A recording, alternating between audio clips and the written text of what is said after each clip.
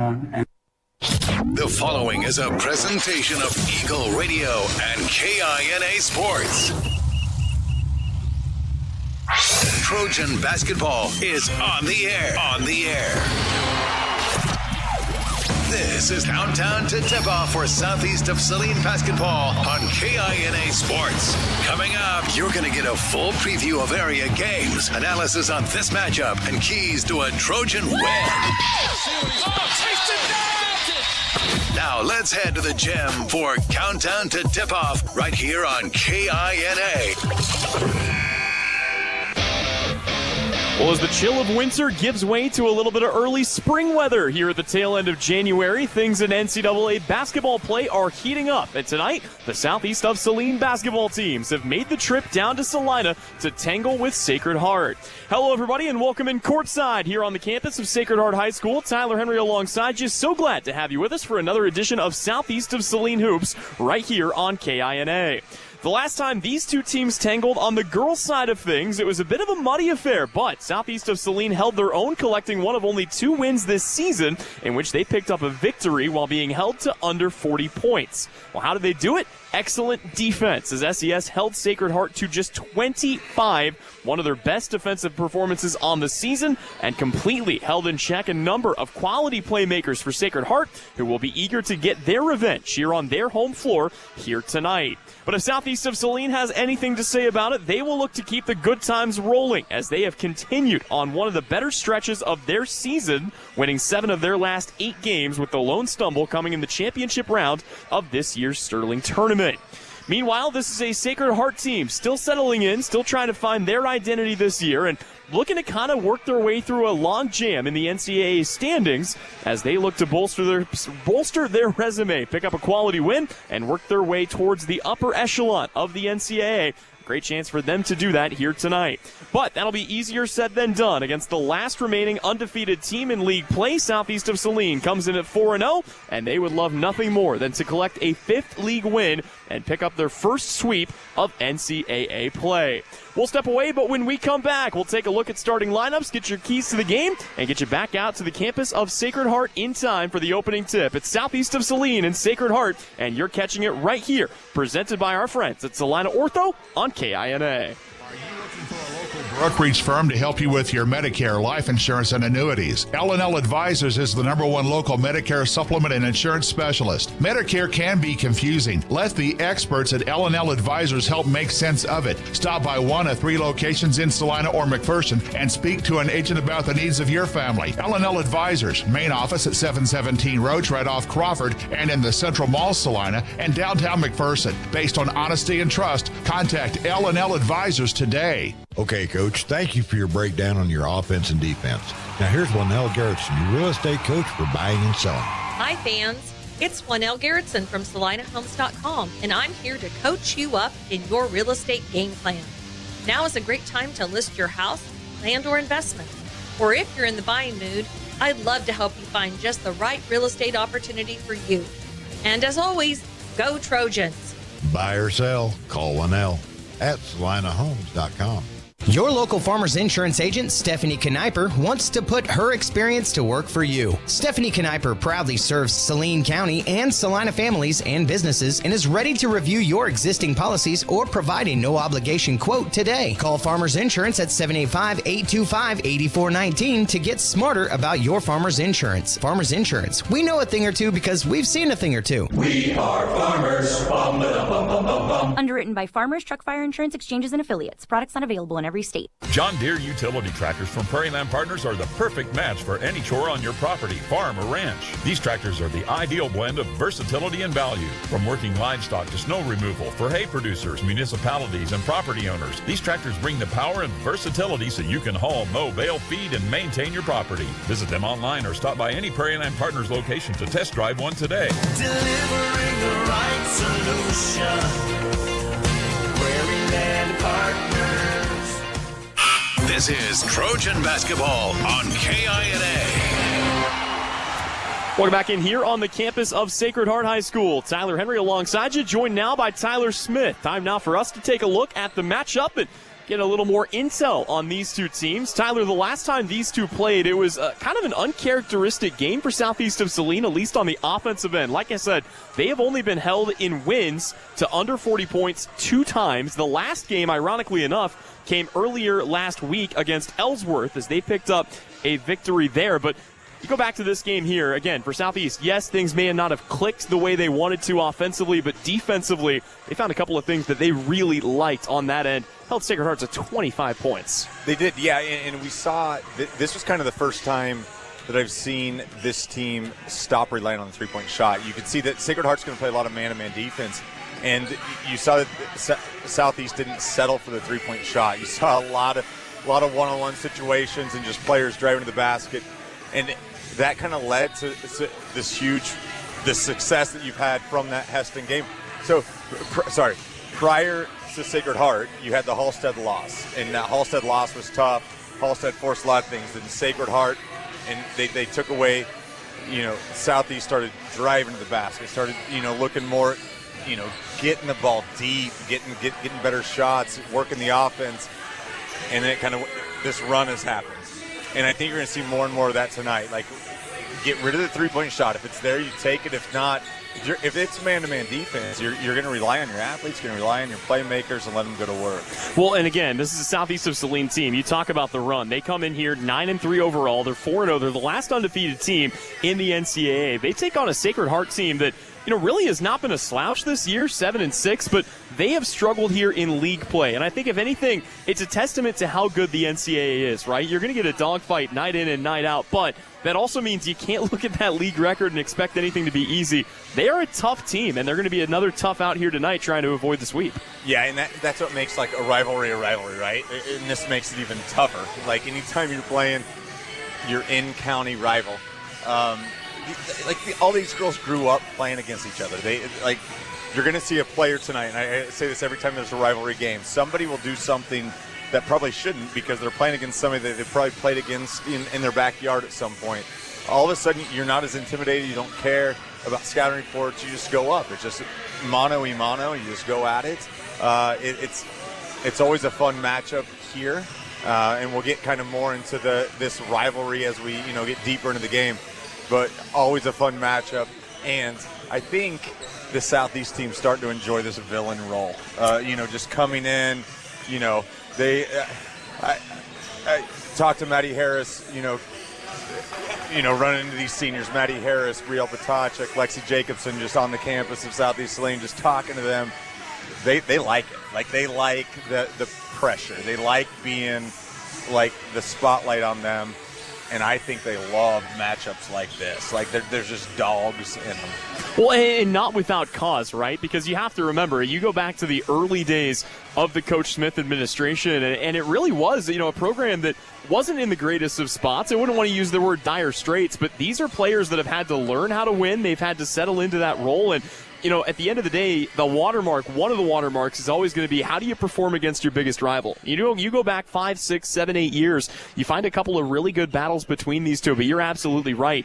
This is a group of seniors for Southeast of Saline that has never lost to Sacred Heart. They've got one more crack here in the regular season to try to cement that legacy, but you're talking about players across town, essentially, that you grew up playing with in grade school, and then again, in middle school and in rec league and in summer league. You see the same faces, you know what they're capable of, and SES has come out on top. But like you said, this is a Sacred Heart team that's got a little bit of size, they've got some talent, and they've got a name that we've seen try to get Sacred Heart that first win over the last 3.5 years. Katie Wise is one of the most fantastic players in this league. She is a handful. Southeast of Saline is going to have to find ways, at the very least, to make her life difficult tonight. Yeah, Katie Wise's range is legitimately, as soon as she enters the gym, she'll shoot from any time they have the ball on their side of the offensive side. She'll put up a shot, and she's capable of making it. You got to make sure you know where she is the entire time. Sacred Heart's got this great, NBA jams, and I know this is I'm dating myself. You have no idea what NBA jams is. There used to be some of us that would go put quarters into the arcade machine to play this game, but they have a great inside-outside game with Avery Eshelman and Katie Wise, a great post player, a great guard. They can do a lot of things. They sprinkle in a lot of good pieces. They have a great freshman, and they have a great freshman, great sophomore. I mean, they've got a lot of talent on this team. You just got to figure out Who are you going to let score? Who are you going to take away? And make sure that Katie Weiss doesn't get going. Well, and if Southeast of Saline can get a couple of players rolling, we've seen them get on fire early in games as well. So, two teams that have got capability. But the other thing that Sacred Heart has, and we hear this night in and night out, they've got a little bit more size than Southeast of Saline. That has become, I wouldn't call it a tired narrative, but something that SES has really had to work around for the last 3-4 years, but they've always found ways to do it. There's a little bit of that want to on the glass that I think helps them even out the disadvantage on the roster in that height column. Yes, exactly. And it's all about getting defensive rebounds if you're Southeast Saline. You can't give second chance opportunities. The second straight game without Sutton Douglas, that's going to be huge. I mean, Sutton Douglas, normally in that first substitution rotation, she comes in. She did great things against Sacred Heart in game 1. You're without Sutton. But this team did this against Sacred Heart. Against Ellsworth. Sutton Douglas was unavailable for that game as well. And that game got gritty, and it got ugly, and it got dirty. And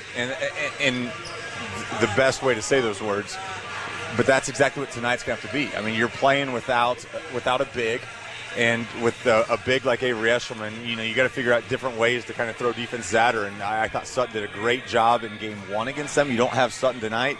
You got to figure out a different kind of formula to work against this team offensively and defensively. Well, and speaking of which, you lead me right into it here, going through pregame. Let's go ahead and get from you your new image audio keys to the game here. What does Southeast of Saline have to do to complete the sweep of their biggest rival and keep dominating in league? Tyler, I think it's embrace the target, right? It's embrace being the villain. Like we said, this group of seniors from Southeast has never lost to this group of seniors from Sacred Heart. But it's always kind of funny to flip it on the other side. And look, there's 5 seniors at Sacred Heart. This game means the world to them. I mean, this is their Super Bowl right now, right? This is a huge game for them. When you come into this game with this target, and everything is still to play for in NCAA League play right now. I mean, you have an undefeated team, only 2 losses from Southeast of Saline in the last 4 years. What you're going to get when you come into this gym. You're going to get the best from every single team. You just got to embrace that target and have fun with it. Absolutely. One last chance for Southeast of Saline to complete another sweep of Sacred Heart. One final chance for some Sacred Heart seniors to get some well-deserved revenge if they can find a way to overcome their demons here on their own home floor. We'll step away when we come back. It's starting lineups. This is the L&L Advisors Countdown to Tip-Off Show, and you're catching it right here, Southeast and Sacred Heart on KINA. Are you looking for a local brokerage firm to help you with your Medicare, life insurance, and annuities? L&L Advisors is the #1 local Medicare supplement and insurance specialist. Medicare can be confusing. Let the experts at L&L Advisors help make sense of it. Stop by one of 3 locations in Salina or McPherson and speak to an agent about the needs of your family. L&L Advisors, main office at 717 Roach, right off Crawford, and in the Central Mall, Salina, and downtown McPherson. Based on honesty and trust, contact L&L Advisors today. Farmers, now is the time to start planning for next spring. Phillips Seed stands ready to work with you to nail down the best seed genetics for your operation. They can help you select from their top-performing corn hybrids and soybean varieties, as well as seed treatments to get your crops off to a fast start. Find them online at phillipseed.com, Facebook, on X, or call 785-949-2204. That's 785-949-2204. Phillips Seed, serving, innovating, growing since 1985. Sage is your go-to source for industrial strength cleaning products, ice melt, floor equipment, paper, asphalt, and just about everything in between. Whether you're a maintenance supervisor, a small business, or just wanting your home to look amazing, stop by 732 North 9th Street in Salina, where we will be happy to assist you. You can also visit us at sageselects.com or call us at 309-1919. Sage Products, the right call every time. You're telling me your driver turns you on remotely? It feels so good. One gentle touch of a handy remote or mobile app and my motor is running. And don't fret, my little pickup pal. New Image Audio installs these inside trucks too. Oh, yeah. You'll want it when the winter chill hits. A remote start from New Image Audio for cars, trucks, even diesels. All systems remote and cell phone capable. Nationwide coverage. Get yours at New Image Audio on South Broadway. In Salina. You're listening to Southeast of Saline Hoops on KINA. Welcome back in here on the campus of Sacred Heart High School. Tyler Henry alongside Tyler Smith. A quick look at starters. We'll get you a little more info on the other side. And really quickly for Southeast of Saline, they will start Brielle Potachik, Addison Rohr, Lexi Jacobson, Maddie Harris, and Abba Pearson. On the other side, same starting five we've gotten used to hearing about on the Sacred Heart side. That'll be Katie Weiss, Megan Torrey, Skylar Douglas, Adeline Lee, and Avery Eshelman. We'll take a closer look at the starting fives, including stats on the other side of the break. But for now, we will step away. Back with more Southeast of Saline hoops when we return. It's the L&L Advisors Countdown to Tip-Off on KINA. Are you looking for a local brokerage firm to help you with your Medicare, life insurance, and annuities? L&L Advisors is the #1 local Medicare supplement and insurance specialist. Medicare can be confusing. Let the experts at L&L Advisors help make sense of it. Stop by one of 3 locations in Salina or McPherson and speak to an agent about the needs of your family. L&L Advisors, main office at 717 Roach, right off Crawford, and in the Central Mall, Salina, and downtown McPherson. Based on honesty and trust, contact L&L Advisors today. Suburban Appliance Center is your official dealer for Traeger grills. Check out this 6-in-1 versatile unit that grills, bakes, smokes, roasts, braces, and barbecues. Suburban is your exclusive dealer for the Traeger Timberline series, and they have your Traeger spices too. Suburban Appliance Center, they are locally owned and they offer appliance brands like Amana, KitchenAid, Whirlpool, and of course Maytag. Suburban also offers exceptional service. Suburban Appliance Center, 1900 South 9th. You're listening to Southeast of Saline basketball on KINA. Just a few minutes away from the starting lineup, or from the opening tip. Starting lineups being announced here inside the arena here at Sacred Heart High School, and let's meet them now. Again, for Southeast of Saline, they will put on the floor a 5'4" senior in Brielle Potachik, averaging 6.7 points per game. She is joined by a 5'7" junior in Addison Rohr, a 5'7" senior in Lexi Jacobson, who leads the team, averaging 10 points and 8 rebounds per game, a 5'6" senior in Maddie Harris, averaging 8 points and leading the team with 3.4 assists per game. And rounding out the starting five for your Lady Trojans, it's a 5'7" sophomore in Abba Pearson, averaging 7 points and 4 rebounds per game. Meanwhile, for the homestanding Sacred Heart Lady Knights, it all starts with a 5'7" senior, Katie Weiss. She leads the team, averaging 12.7 points per game, and she will be joined in the backcourt by a 5'9" senior in Megan Torrey, a 5'7" sophomore in Skylar Douglas, a 5'3" freshman in Adeline Lee, and a 6'1" senior in the front court in Avery Eshelman, averaging 9.4 points and 8.8 rebounds per game. Southeast of Saline comes out in the all-purple jerseys. White numerals, no trim for the Lady Knights. It's the all-white jerseys. Gold numerals trimmed in black. The ball is in the air, and we are underway as Sacred Heart wins the opening tip. They will start with the basketball, working on it from right to left as we view it here at the scorer's table, and trying to get off on the right foot here in this heated rivalry series. Right out of the gate, you see they want to go down low. Although Southeast does a good job covering it up, they'll have to kick this ball back out and move it around the perimeter here, looking for this first bucket. In the hands right now, once again, of Skylar Douglas. Now it comes back to Adeline Lee. She will slip this ball out for a long, contested three-pointer. That's off the mark. A rebound comes down to a purple jersey, and here it comes, Southeast of Saline. Lady Trojans quickly back up the floor. They will shovel this out to Abba Pearson, who goes right to the rack, cannot connect, and the rebound hauled in off the miss by Adeline Lee. She will bring the ball back down the floor here for Sacred Heart. Wants to take it all the way to the cup, and that was awfully easy. The reverse lay-in has the Lady Knights up 2-0. Yeah, and the freshman Adeline Lee right there, just a great finish lefty. She comes through, uses the rim to kind of protect her from the defense. But Adeline Lee had a lot of foul trouble in this first matchup, so it'll be interesting to see if she can stay out of foul trouble and what she can do offensively for Sacred Heart. Well, and you talked as here, they're going to force another turnover on Southeast of Saline, but talked about all the players that know how much this game means. Adeline Lee is the only freshman on the floor here, and I mean, I know she's new to this, but seems she found out really quickly what this rivalry is all about in that first meeting. Yeah, Adeline Lee, she's a freshman that's come up with a lot of success at the junior high level. Really, really solid player, obviously, to be starting as a freshman. But again, saddled with a lot of foul trouble in game one. It'll be interesting to see how she just gets into this game and gets in that flow.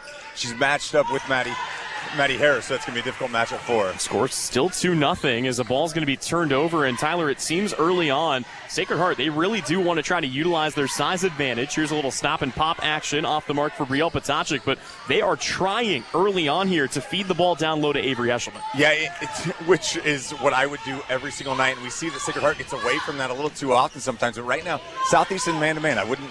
At some point you're going to see them go into that 1-3-1 zone they've had a lot of success with, but right now playing man-to-man defense. Here's a ball that stays in bounds. It was thrown away, but off the official, so the possession goes on, and this is going to lead to free throws. Well, you want to talk about the early bounce going your way there. Sacred Heart avoids a turnover, and they'll get a chance here from the stripe. Yeah, it looks like Pearson's called that first foul right there just on that help side. And that's one thing. You can't just defend Eshelman as one player. There's always going to be that help side defense that she misses that first free throw. You're always going to see that backside defender right there, and it looks like Pearson got called just a little bit too much usage of the hands. Well, and Pearson, a player that, again, already shorthanded on the inside. You need to keep her on the floor as Eshelman splits the tries. Sacred Heart now leads it 3-0. Southeast of Saline still looking for the first bucket. They're going to turn it over again. Just unsure hands right now on the offensive end to start this game. Sacred Heart trying to press the issue. Already up 3-0. They will swing the ball back into the corner. This finds Skylar Douglas. Now back to the top to Megan Torrey.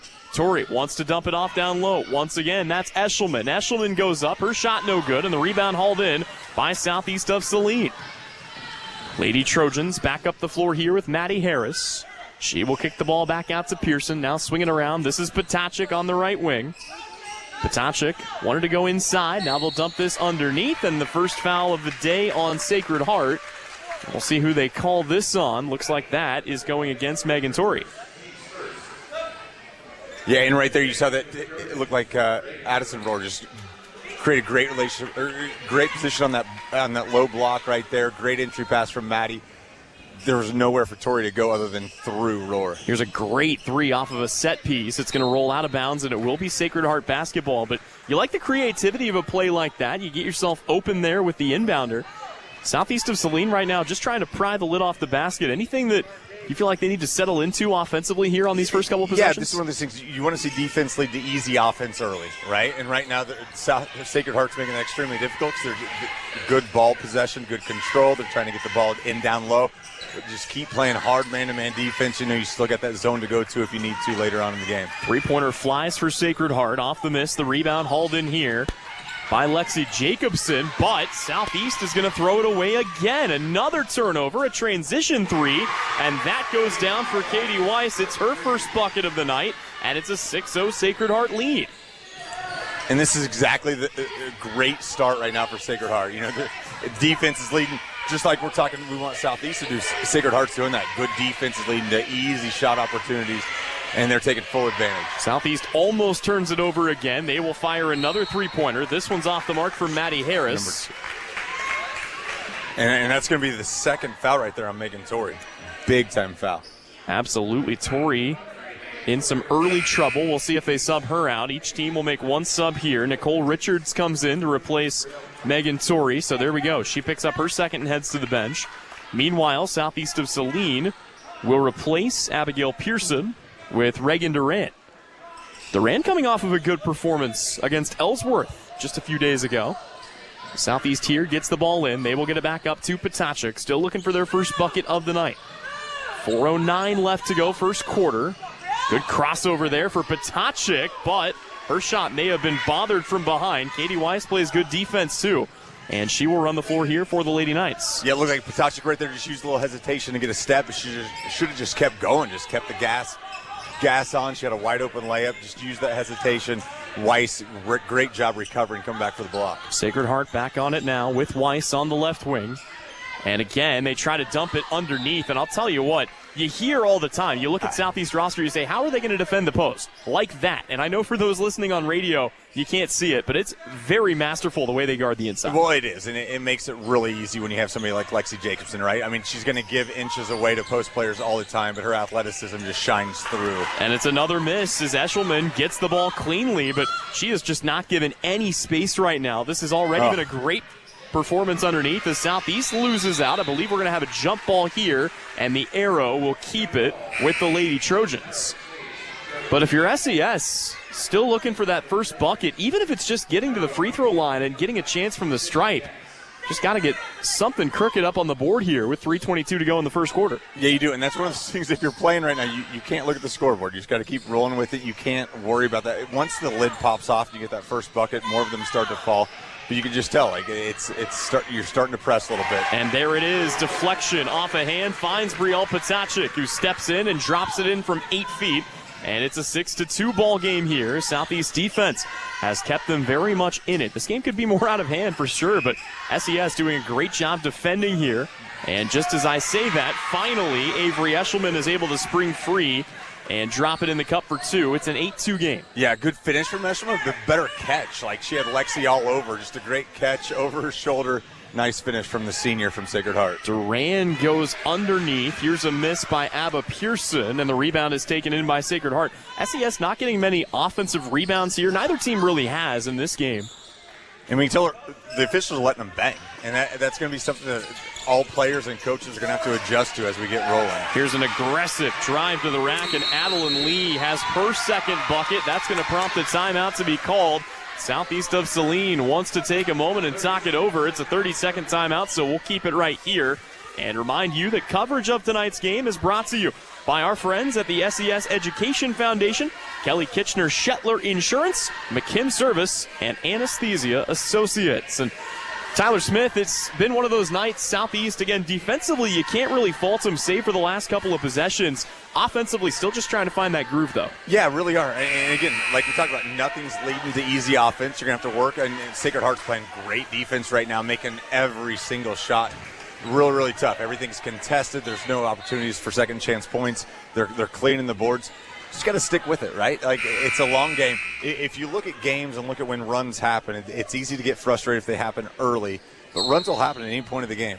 Right now, big-time run from Sacred Heart. How do you answer if you're Southeast? Had a chance to talk with Shauna Smith this morning, and she said these were the kinds of quarters they were looking to cut down. It seems like every game, even when they play well, seems to be one quarter where things slow down a little bit offensively. But if they get it out of their system here in the first, look out.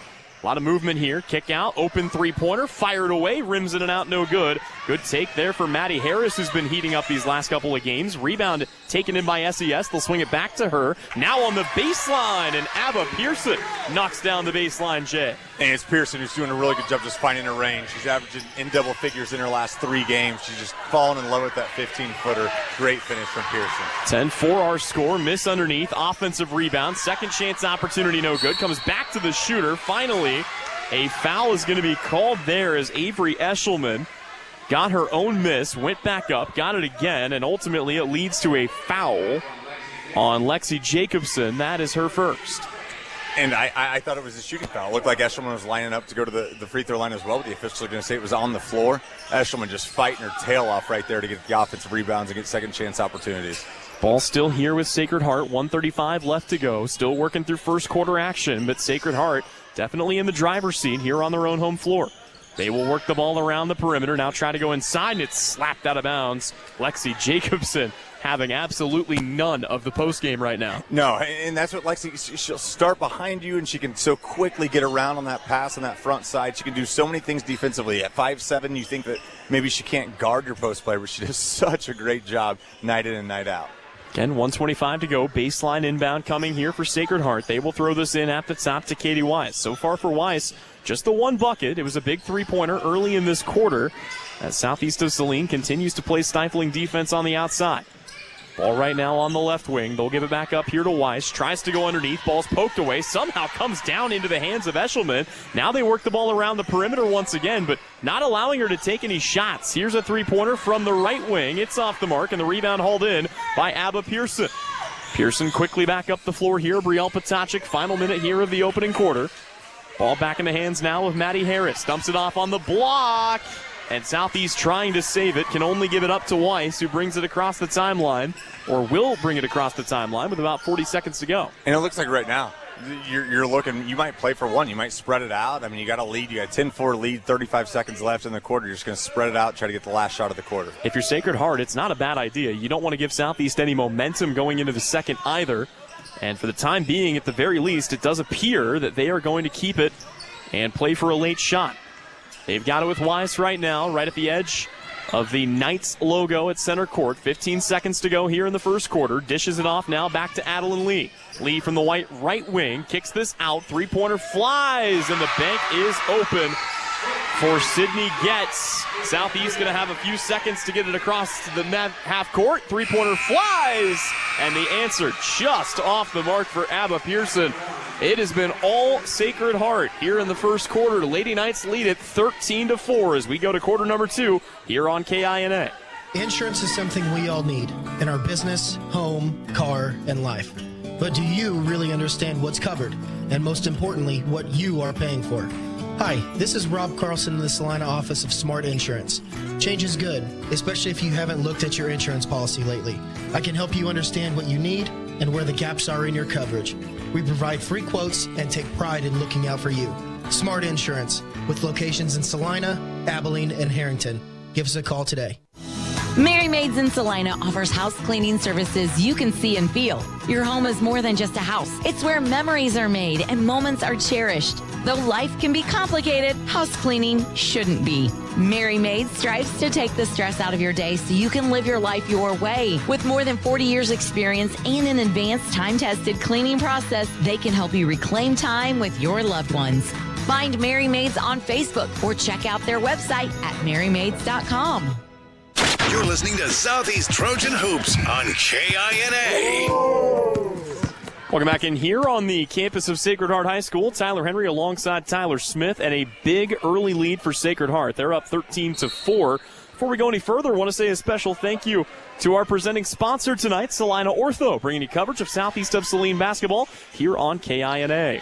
With the lead, Sacred Heart will start the second quarter with the basketball. Tough fadeaway take. Almost goes down for Katie Wise. Boy, would that have been the shot of the day.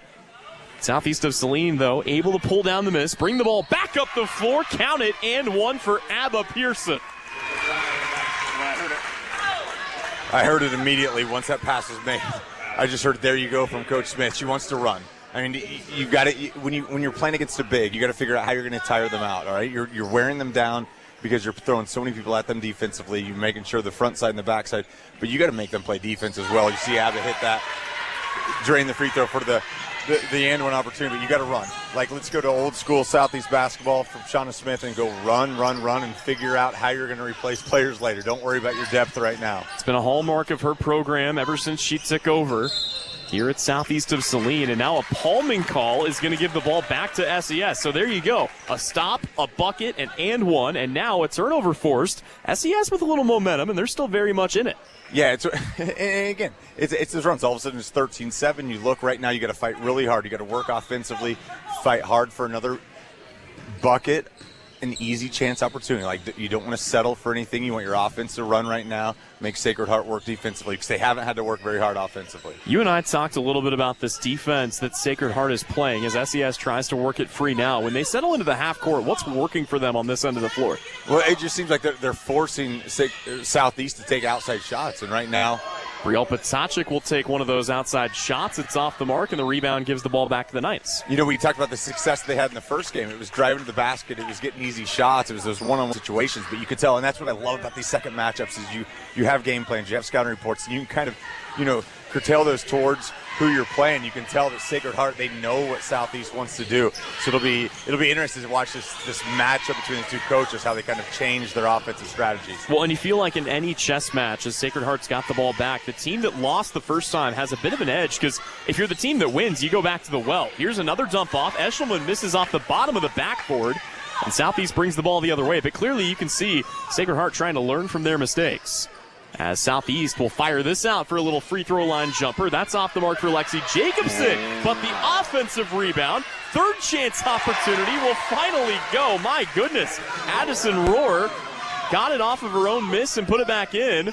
And all of a sudden, SES is back within 4. And Tyler, I'll tell you, this is only your second game here, but you're going to find out that Addison Rohr is always in the right place at the right time. And again, she's rewarded with a great offensive rebound opportunity. She finishes. Here's a quick trigger baseline bucket. That's off the mark for Skylar Douglas. And Southeast of Saline right back out on the run. Again, 5:52 to go here in quarter number 2. 13-9 our score. And Southeast of Saline on the basketball. They've got it with Maddie Harris. Swing pass into the corner. That finds Potacek, still moving the ball around. Pump fake here on a 3, stepping in, kicking out. Baseline drive now, and a great baseline lay-in for Abba Pearson. That's going to prompt a timeout for Sacred Heart. The Lady Knights want to talk about it.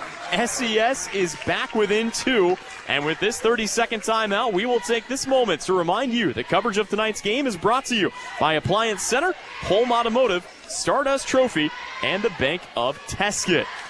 Tyler Smith, this is exactly what you talked about. SES, they came out, they made adjustments, they want to go fast, and boy, is it working wonders for them here in the second quarter. Yeah, you can definitely tell it's a different quarter. You can just tell there's a different, concentrated effort. Get the ball. It looks like getting the ball to the baseline and using that baseline and just going to the basket right there. And that's where Abigail Pearson's done such a great job in the last all season. We've seen her progress, from the freshman, only a sophomore, number 33, Abba, but she just continues to grow and grow and grow and realize those buckets down low, they're a little bit easier to get, aren't they, than from 20 feet away. Abba's so strong. She's so physical. She's got great feet, great soccer player coming up through, those youth programs.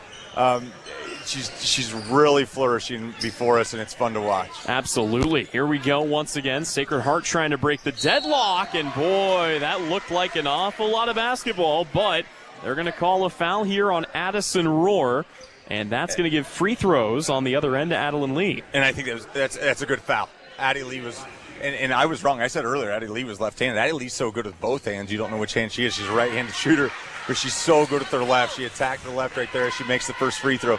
But Addison Rohr just goes up strong, gets called for the foul. That free throw is the second is off the mark, and Southeast pulls down the miss. That breaks a 7-0 Southeast run. SES scored every point of the quarter prior to the first free throw. Again, for Adeline Lee, who's got 5 points tonight. Southeast back the other way, looking to press their advantage. Still a one-score game right now, 14-11, 5:03 left to go. SES gets the ball back in the corner. They will swing this on the right wing. Maddie Harris steps in. Free throw line jumper off the mark. And the rebound slapped back into play, but right into the wing hands of Katie Weiss. Southeast, it seems, on the defensive end, they're content to pack it in a little bit and kind of dare Sacred Heart to take threes as Skylar Douglas misses and Southeast pulls it down. They want to get on the run. Quickly up the floor, going into the contact, and a blocking foul is going to be called here against Sacred Heart. That goes against Nicole Richards. And Southeast of Saline going to have 2 of their own free throws coming here, courtesy of Reagan Duran. And this is part of that season progressing, right? Reagan Duran right now, a freshman. I think earlier in the season she catches that ball at 20 feet and might, be confused on what to do and might apprehensively just shoot a 15-footer. But she continues to attack. She's rewarded with 2 free throws as she misses the first. But you got to love to see that from Reagan Duran. Well, and Reagan Duran, look, she's only a freshman. She's been playing reasonable minutes here, but you talk about having to grow up fast on a team that's got as short of a rotation as what Southeast does. Every minute is more important, and she's had to do some rapid maturation this year. She really has, and it's a role that she's accepted extremely well. Talked about last game, had a big game. She continues just to grow and grow and grow, and it's so much fun to watch these freshmen just selfishly, we get to watch it for another 3 years after this. So it's great to watch Reagan in this role. Stars of tomorrow shining tonight. Southeast back within 2. 4:22 left to go. Sacred Heart looking for the answer. They will kick the ball back out to Skylar Douglas. Again, Southeast going to let them take the threes. But you see Sacred Heart, they really do want to work the ball around and then attack the basket. As they do just that. Forced to kick out. Ball deflected away, and Southeast of Saline forces another turnover. And we'll turn it over themselves. Prior to that, I will say, it felt like almost all of the turnovers in the first quarter were against Southeast of Saline. That tide has also shifted here in the second. Yeah, it has. And it's like Sacred Heart's kind of gone away from trying to pound the ball down low to Eshelman. They tried that they did it so successfully in the first quarter. Now we're seeing Eshelman come up high to get the basketball. If you're a Southeast fan, you love to see that. Eshelman's she's a handle down low. She's tough to deal with. If you want to bring her up top, you want her 15 feet away from the bucket. It was a really sound plan on paper. Lexi Jacobson does not play on paper. She does not. She plays inside TV boxes. Here's a three-pointer that's taken. Rims it and out, no good. And the rebound pulled in by Southeast of Saline, who are still on this big run. They open the quarter on a 7-0 run. They get it back down to 2, and here are looking to tie or take the lead. They will swing the ball around onto the left wing. Back to Brielle Potachik, still working through offense here. Maddie Harris takes a touch, tries to dump this off along the baseline, and it's out of bounds. And for Southeast, I think doing a lot of the right things, just a little too fast right now on the offensive end. Yeah, and you can see right there the nice little backup from Brielle, just good defense from Sacred Heart. It looks like the ball went off Sacred Heart, then deflected off Brielle. Just a really good call from the officials. But yes, the thought process, everything, the back cut, everything was good. Just the defense was better from Sacred Heart. I have no wood to knock on. I guess the whole floor is hardwood, so maybe I'm all right. But Southeast so far has done a pretty good job defending Katie Wise. And oh boy, she takes a deep three-pointer. It's in and out, no good. Southeast pulls down the board. I thought I was in real trouble there for a second, sir. I would have punched you. That's fair. Would have been completely earned. SES back to work again with a chance to tie or take the lead. 2:33 left to go, second quarter. They try to dump this off down low, and they will keep it here as it rolls out of bounds. And just like you talk about the help side defense the Southeast is given for Avery Eshelman, Lexi Jacobson has no room to breathe down here. Every time she's down low, obviously she's got a huge defender in Eshelman behind her, but there's always help coming from everywhere from Sacred Heart. How many times do you think Lexi Jacobson's name is circled on the Sacred Heart scouting report? It's got to be a lot. Well, here's a baseline jumper for Maddie Harris that goes down, and that will tie us at 14 apiece. Southeast of Saline trailed 13-4 going into the second quarter. It's 14 all with 2:08 left to go. That was the first bucket, by the way, for Maddie Harris so far in this game. Here's a drive and a kick out. Back to Sydney Getz, now to Adeline Lee on the left wing. Lee's been good, goes to work, puts up a tough shot that's off the mark, and the rebound hauled in by Jacobs. Just really good defense from Brielle. Just great feet, continue to keep her body in front of Lee. Tough shot, great job from Batachik. Got beat and still was able to catch up and play defense from behind. Now she will fire a three-pointer, and that goes down. Southeast of Saline's got their first lead of the night, and it comes on a banger of a three for Brielle Batachik. On the other side, though, wow, a quick runner for Katie Weiss, and we're back within one.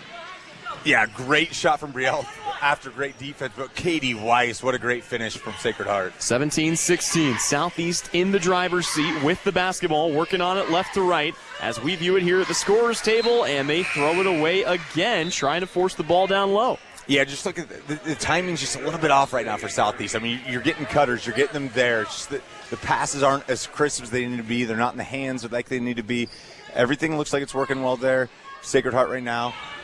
Now you got them going, right? You want to keep running. If you're in the purple, just keep going. I wouldn't say you'd want to run a full minute of clock, but if you're Sacred Heart, you need to get some momentum back going into the half, and they may get a chance to do that from the free throw line as we had an aggressive take there for Sydney Getz. That's one of those that you feel like you go in and if you make the basket, great, but if nothing else, you know you're probably going to the line. Yeah, I thought Getz did a good job just turning the corner right there. She knew that she had the defender on the hip. She just continued going. It's a great play from Getz. First foul of the night on Reagan Duran. First free throw, no good here for Sydney Getz. Only one make from the floor here in the second quarter for Sacred Heart. 3 total points, and here an empty trip at the free throw line, but an offensive board through 3 purple jerseys. Give it up for a baseline jumper from 7 feet. That's good. And Sacred Heart back in the lead, courtesy of Megan Torrey. And now a blocking foul going to be called as, going down hard, but certainly not in a position to take a charge was Adeline Lee. Yeah, Adeline Lee. I mean, her court awareness, she understands the game extremely well, and right there she thought that she had Maddie Harris in a bad spot. That was a really good call, though. These officials, I love the way they're calling it. Looks like Adelaide's going to pick up another foul really quickly right there. That's 2 lightning-fast fouls. Lee ended up on the floor after each. And just like that, she finds herself in some trouble. They'll have to check Skylar Douglas in to replace her. And you wonder if some of this is just the freshman in her, but you're right. She plays like a much more veteran player. Yeah, she really does. But at times, you have to understand, if I just picked up a foul right there, I can't continue to be aggressive. I got to somehow play it off. Final 30 seconds and another. Nope, this is a travel. So we're going the other way here as the curtain has been opened here. The band on stage about 30 seconds early. Sacred Heart will have the basketball. And you wonder now, Tyler, if they might try to play for the final shot. Yeah, I think you have to right now for Coach Carl Hines. I mean, it's 18-17 right now. You got a 1-point lead again. You want to take a 1-point lead at worst in the half for Sacred Heart. Lady Knights, like you said, with the 1-point lead, final 18 seconds. They get the ball back on the outside here. In between the circles, hand it off now. This is Katie Weiss. You wonder if Weiss might take this herself. 10 seconds left. And now she'll go with 7. Time down to 6. Weiss off to the right side. Time down to 4. Into a double team. Kicks out. Three-pointer flies off the mark. And that will take us to halftime. Southeast of Saline, they trailed 13-4. Going into the second quarter, they trail by just 1 as we head to halftime. Again, 18-17 is our score. You're catching Southeast of Saline basketball, courtesy of Salina Ortho, right here on KINA. Knopf Auto and Truck Accessories. Everything to bling out your ride in one place, including top quality lift kits, wheels and tires, bumpers, Jeep accessories, fender flares, bed covers, bed liners, step bars, even custom painting. Knopf Auto is the and soil dealer and has many synthetics and filters in stock. Visit Knopf Auto on Facebook for specials, great ideas, and let them make your truck stick out in a crowd. Knopf Auto and Truck Accessories, supporting the Southeast of Saline Trojans. Okay, Coach, thank you for your breakdown on your offense and defense. Now here's Lynell Garrettson, your real estate coach for buying and selling. Hi, fans. It's Lynell Garrettson from SalinaHomes.com, and I'm here to coach you up in your real estate game plan. Now is a great time to list your house, land, or investment. Or if you're in the buying mood, I'd love to help you find just the right real estate opportunity for you. And as always, go Trojans. Buy or sell, call Lynell at SalinaHomes.com. This is the Trojan Halftime Report. Coming up, a first half recap. Shot at the horn! Stats, interviews, and a look at other area games. Now, let's get back to the gym for Trojan Halftime on KINA. Welcome back in here on the campus of Sacred Heart High School. Halftime of our girls game, and we are joined now by Bryson Flax, head coach of your Southeast of Saline Trojans. His team is up next. And, Coach, first and foremost, a Sacred Heart team that obviously always a big rivalry game. Before we even break down the game, I mean, how much does this game mean to the players in both of these locker rooms, and how fun of a rivalry has this been to be a part of over the years? Yeah, it's I think it's fun for the players. You know, obviously they spend some time, you know, with one another throughout the years growing up and competing against one another and playing with in some cases. And so from that aspect, it's really fun. You know, for us coaches, we try and, you know, play it out to be just another game for us, but there's always a little more tied to it.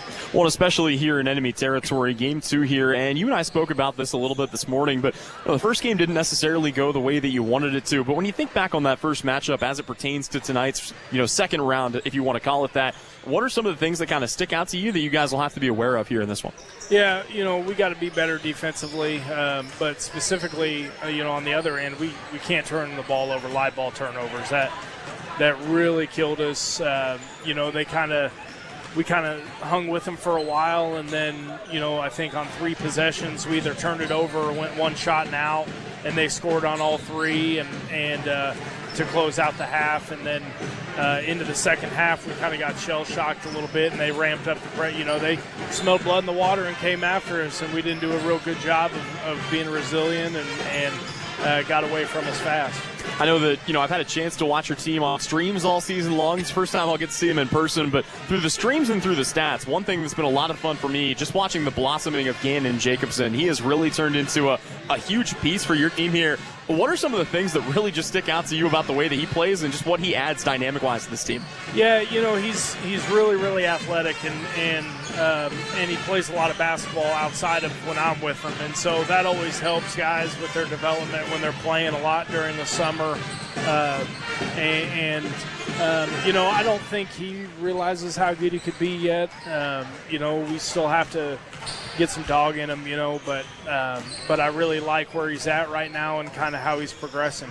Let's talk about this matchup coming up here tonight. You guys take on Sacred Heart. You almost feel like the roles have reversed a little bit. I feel like they got so sick and tired of seeing guys like Nakari Moracle-Palmer and Eli Sawyers year in and year out. Now you have to face them with their 5 senior lineup, 4 guys that you've seen year in and year out. And, you know, when you talk about these guys, Michael Matucci, Evan Bogart, Jet Samuelson, Max Ehrlich, what are the biggest things that stick out to you just about what makes Sacred Heart so dangerous? Experience. You know, that is just that. They've, you know, all of them played major roles last year, major minutes.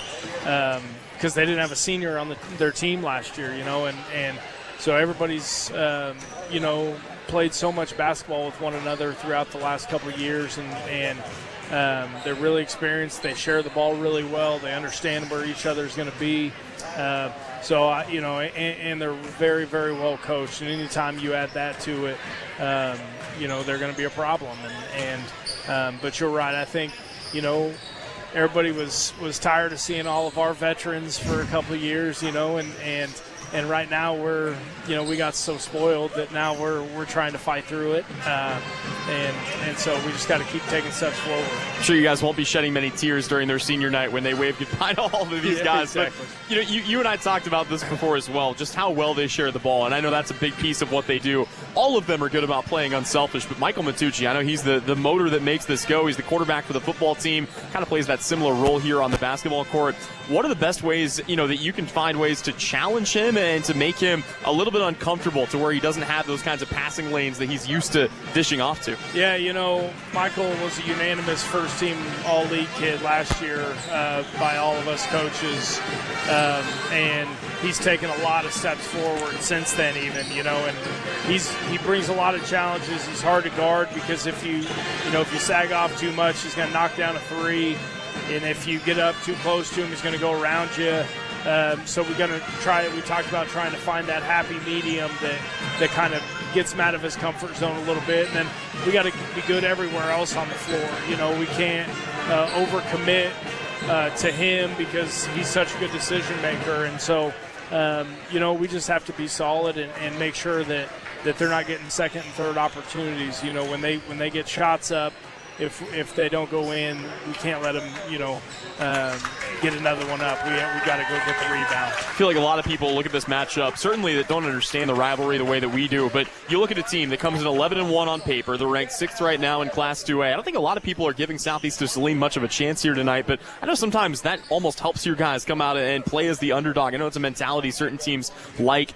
But on the floor, as far as the basketball is concerned, what are the things that have to go right for you guys to hang with a team of this caliber and hopefully give yourselves a chance to knock them off late? Well, I think we're going to have to be a little more patient offensively than we have been, and then when we do get uncontested shots or shots in the paint, we got to convert. That's number one. But then number two, it just goes back to what we were talking about earlier. It's got to be one shot now. They're going to hit shots. They're too good not to hit shots. But we can't give them, 3-4 opportunities in a possession to hit a shot. It's got to be one and done, or else we could be in for a long night. Sounds good. Well, Coach, thank you as always for your time. Best of luck to your Trojans here tonight. Thanks, Tyler. All right, once again, that was Bryson Flax, head coach of your Southeast of Saline boys basketball team. That game coming up right after this one. But for now, we will step away. Back with more of the girls' game when we return. You're listening to Southeast of Saline Hoops, and it's presented by Salina Ortho right here on KINA. Knauf Auto and Truck Accessories. Everything to bling out your ride in one place, including top quality lift kits, wheels and tires, bumpers, Jeep accessories, fender flares, bed covers, bed liners, step bars, even custom painting. Knauf Auto is the and soil dealer and has many synthetics and filters in stock. Visit Knauf Auto on Facebook for specials, great ideas, and let them make your truck stick out in a crowd. Knauf Auto and Truck Accessories, supporting the Southeast of Saline Trojans. Maybe you don't play quarterback or make the highlight reel. Maybe you're not a high school athlete anymore. But just like an athlete, you can get first-class orthopedic care from Salina Ortho. Their doctors and staff strive to get you back to an injury-free, pain-free life as quickly as possible. Salina Ortho has a doctor on call 24/7 for all orthopedic injuries. So next time you're injured, trust the experts at Salina Ortho. Your voice, your choice, past, present, and future. See them online at salinaortho.com. Frisbee Construction is a service organization for the commercial grain industry dedicated to giving you the best in planning, the best in quality, and the best of workmanship, and overall the best value for your dollar since 1949. Frisbee Construction specializes in new construction as well as remodel and repair of grain handling facilities throughout the Midwest. Frisbee Construction Company in Gypsum has emergency crews available as needed. For more information, go to frisbeeinc.com. You're telling me your driver turns you on remotely? It feels so good. One gentle touch of a handy remote or mobile app and my motor's running. And don't fret, my little pickup pal. New Image Audio installs these inside trucks too. Oh, yeah. You'll want it when the winter chill hits. A remote start from New Image Audio for cars, trucks, even diesels. All systems remote and cell phone capable. Nationwide coverage. Get yours at New Image Audio on South Broadway. In Salina. This is Trojan basketball on KINA. Welcome back in here to the campus of Sacred Heart High School. Tyler Henry joined now by Tyler Smith as we've got just about a minute to check out a couple of stats before we get ready for the second half of play. And before we get into the individual scores, Mr. Smith, your thoughts on the first half and your keys to the second? Well, we heard Coach Smith talking as she goes off at halftime. She just is muttering turnovers. I don't know how many turnovers Southeast has right now, but it's far too many for Coach Smith's liking. It's far too many that leads to this game being the way it is right now. We talked about we think the intent is perfect what Southeast is trying to do, but at some point you got to figure out risk reward. Like, is the risk for an easy bucket there, or are we going to continue to hold on to this ball, keep possession? Right now, if you keep on and hold on to the basketball, things are going to go well for you. If you give the ball easy turnovers, it's going to be nip and tuck all night. Southeast of Saline will start with the basketball. They will work from right to left really quickly. Your halftime scoring, well, right out of the gate, a three-pointer flies, but it's going to be bothered off the baseline, and Sacred Heart will take it back. Abba Pearson leads all scorers with 7 points. Brielle Potachik's got 5. 2 for Addison Rohr, 2 for Maddie Harris, and a lone free throw for Reagan Durant. Meanwhile, Katie Weiss and Adeline Lee lead the Lady Knights with 5 points apiece, then 3 each for Sydney Getz and Avery Eshelman, and a lone 2 for Megan Torrey. As a corner 3 will fly, that's off the mark, and the rebound is pulled in. Got a battle for it on the floor, but Sacred Heart comes up with it. They try to go down low. And again, it's knocked out of bounds by Southeast of Saline. And it looks like Sacred Heart's going right back to what they did in the first quarter, really trying to establish Eshelman down low. You saw multiple Southeast defenders there. Really tough opportunity for Sacred Heart, but the ball goes off of Sacred Heart, or Southeast. More good work underneath for Lexi Jacobson. Here's a well-designed play, but missing the easy bucket there is Eshelman. And Southeast of Saline with an opportunity to take the lead and start the quarter off with the first bucket of quarter number 3. Again, SES down 18-17. Sacred Heart with the 1-point lead on their home floor. Really quickly, you wonder, what adjustments are you expecting, if anything, to see here out of the Lady Knights? That Southeast gets a quick drive and a quick bucket. Sorry to cut you off there for Lexi Jacobson. Yeah, right. If you're Sacred Heart, you just continue to play really strong defense. And I think from them, well, they're not happy with their turnovers. You got to establish down low. You got to establish Eshelman. They tried to right there. But great defense again from Jacobson. Yep, another hand on it by Jacobson, who kind of looks at Eshelman and says, well, yeah, you've got a size advantage on me, but you don't get to use that if I knock the ball away every time they try to get it to you. She has been excellent down low, and even the times that Eshelman's caught, she just immediately gets up on her. Here Southeast wants to go inside out. Ball's going to be lost, though, as Maddie Harris, that pass a little too hot to handle, and we're still scoreless here in the third quarter. Dump off underneath. That's Eshelman. Foul on the floor is going to take a basket off the board. So SES is going to pick up a foul, but that kind of works out in their favor here. Yeah, when you see it all flow out, you don't have to use hindsight right there. That was a great foul from Jacobson. It puts Sacred Heart on the baseline. Got to get a baseline inbounds play here right there instead of giving an easy layup to the big senior Avery Eshelman. It's the second foul for Jacobson. Ball comes in here to Eshelman on the block off the baseline inbound, blocked away from behind, but they are going to say not without contact as Addison Rohr will pick up a foul here for Rohr. That is her second. And Tyler, I think right there what Eshelman did is what she needs to do more often if Sacred Heart's going to be successful tonight. She used patience, right? There's a couple more dribbles as she hits the first free throw. She didn't go up with the shot immediately. She used a couple dribbles, gathered herself. Addison Rohr got her in a bad spot, went up, drew the contact. Eshelman splits the free throw tries. Fight for the offensive rebound here off the second take, which was a miss. Ball still on the ground, and finally we will have a jump ball. The arrow will keep it here with Sacred Heart. You also wonder if, I know it hasn't always been there, but when they get it to Eshelman, as long as she can go up aggressively enough, you like her chances of getting to the line. Yeah, without a doubt, because I don't know any other way to defend her. If she just puts her arms straight up, there's nobody on Southeast that can get that basketball. So just be tall, keep the ball up, make it really difficult. Here we've got, what do we have here? Looked like Sacred Heart stepped on the baseline. Instead, they're going to say she was pushed. And it's a foul on Abba Pearson, and all of a sudden Southeast has picked up 3 quick fouls, 2 for each of the offenders. Rohr, Jacobson, and Pearson now all working with 2 fouls. Sacred Heart gets it in again. Feels like they've had the ball on this half of the floor for quite some time. Katie Weiss, an NBA range 3, and buries it. Yeah, Weiss, you could see the initial inbounds was all to set up Weiss right there. She got a double screen right there, popped out from about 23 feet. Big-time bucket from the senior. Puts the Lady Knights back in the driver's seat, 22-19. We have had 4 lead changes already in this game. Southeast will fire a 3 of their own. Long rebound comes out, diving on the floor. Purple jersey's got it. Southeast saves.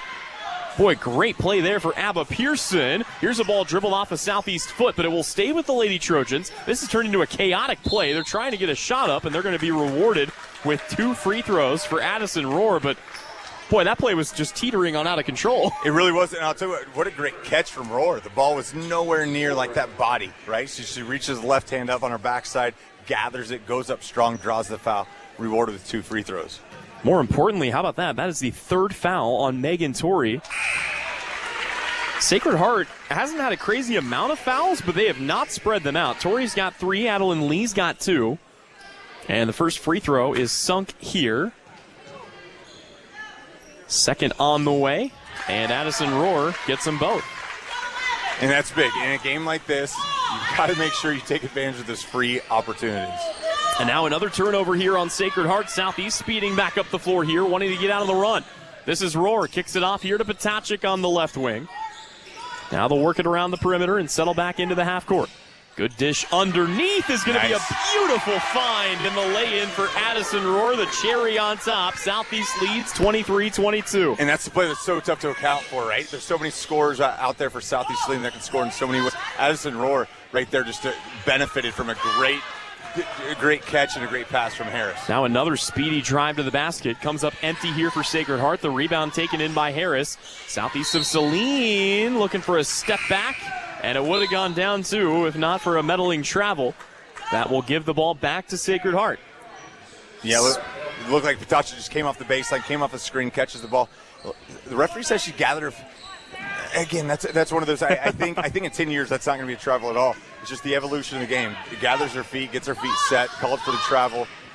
Not a bad call. I'll go with it right now. Not getting the James Harden gather step. As another ball, they try to lob it down low, and we're going to have another tie-up. This time, though, the arrow points Southeast.